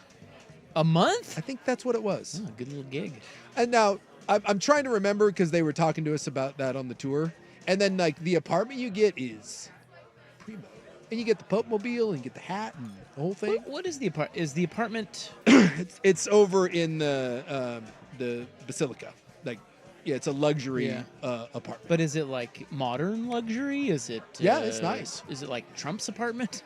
Oh, I don't think it's quite. Well, like everything in the Vatican. All gaudy. Everything in the Vatican is really probably gaudy. some nice art. Yeah. Yeah. But Pope Francis was the first pope to refuse it. He did not want to live in the luxury apartment. He chose to be in a more understated. He's like Gandhi. Yeah, he didn't want any of the luxury stuff. He didn't choose the red shoes. He wanted black. He was not fancy. And he's also the first pope not to be buried at the Basilica. He wanted to be buried over at it was a different chapel across the way. Can the Pope do things like to the apartment to make it like more modern if it likes a more modern feel? Like how does that work? Yeah, can he put up his centaur? I think the photo? Pope can do a lot of things. A centaur. Hey, you know what? There is a centaur statue in the Vatican. You know what I mean? Yeah. I don't think they call it a centaur, but yeah, there is a Like a Greek centaur? Yeah. Yeah, okay. Well, a lot of that stuff from the Vatican is like stuff from the Roman, they got all that. Like the Vatican isn't just all religious stuff. I mean, there's a lot of like ancient. Yes, it is. Yes, it is. But they have like the art collection and some of that stuff is from like ancient Roman times, and it's ridiculous. I think it's probably the greatest collection of art in the world. Oh yeah, I mean some of that, and that's just the stuff we see. And it's just painted on there. Some of it, like that hallway. What do they call that hallway you walk down? Did you guys do that? Yeah, we did the big hallway. That whatever that is, I thought that was the coolest part of the whole thing. They have these tapestries that are hand woven, that are like 40 feet long by 30 feet high, and it's with gold thread, and it took someone like 3 years to make, and it's some of the stuff is just hard to like comprehend. You're like, what? One of the coolest ones that we saw was in the courtyard, the main Vatican courtyard, like kind of over by where the Pope quarters are. There's a statue that was Michelangelo's favorite statue, and it's his favorite one. And he didn't do it; it was someone else. It was someone way before him, and it's an old. Again, this one goes back, like Jesus times, old school, and it was missing an arm. The arm was broken off, and so Michelangelo made a new arm for it, right? He crafted a new arm out of it. And it was in the 1930s that some dude was at a secondhand like flea market in Rome, and he had happened to have visited the Vatican before, and he found in a thrift shop in Rome, he found an arm. It was an old marble arm to a statue, and he was like, hey, I think that looks like that statue. He's like, I really do. And there was like a snake wrapped around it, and he brought it to the Vatican, and it was the arm. Wow. It was the actual arm. But by then, they had already kind of repaired it. So in the back half of the statue, and you're not allowed to go to it if you go to the normal tour, but we got to walk behind it because we were getting our little private thing. They have the original arm that's just laying behind the statue itself. Some dude in 1930 found that thing in a thrift store and knew and was like, I got a hunch. Well, why don't they put the original arm back on there? I think it's the idea of like having to split it now, and then I don't think anyone like the thing's like 1,200 years old. I don't think you want to go around with breaking stuff off and reattaching. But it was the original arm to the statue, and the guy didn't want anything for it. He just wanted it returned to the Vatican, and now it's just kind of tucked behind it. So I was watching all those goofy cardinals in there, in their little hats, and I wondered how many of them were from America, the United States. I know there's one that's actually in like the top 5 odds to be the Pope, and he's American. There are 133 cardinals that vote on the Pope. Mm-hmm. The U.S. is the home country for 10 of the 133, it says here. I'll find him, but there is, like, there's odds. I want Pizza Balla to win. You want who? Pizza Balla, just because it's a funny name. I know they're. There's a guy from New York, a guy from Chicago, a guy from Newark, and a guy from Washington, D.C. I think that there's an Italian guy and a Filipino guy that I think are the overwhelming favorites. Yeah, we already talked about this. Yeah. And the American, the Filipino guy's going to win. The American guy. Because he can sing karaoke. Yeah, that's the karaoke. The American guy is in the top 10, but like the markets only have him at like an 8%. What's his name? I have their names here. I'd have to go find it. Well, effing find it. Yeah. Let me see if it's this guy. I thought it was this guy, but it's not.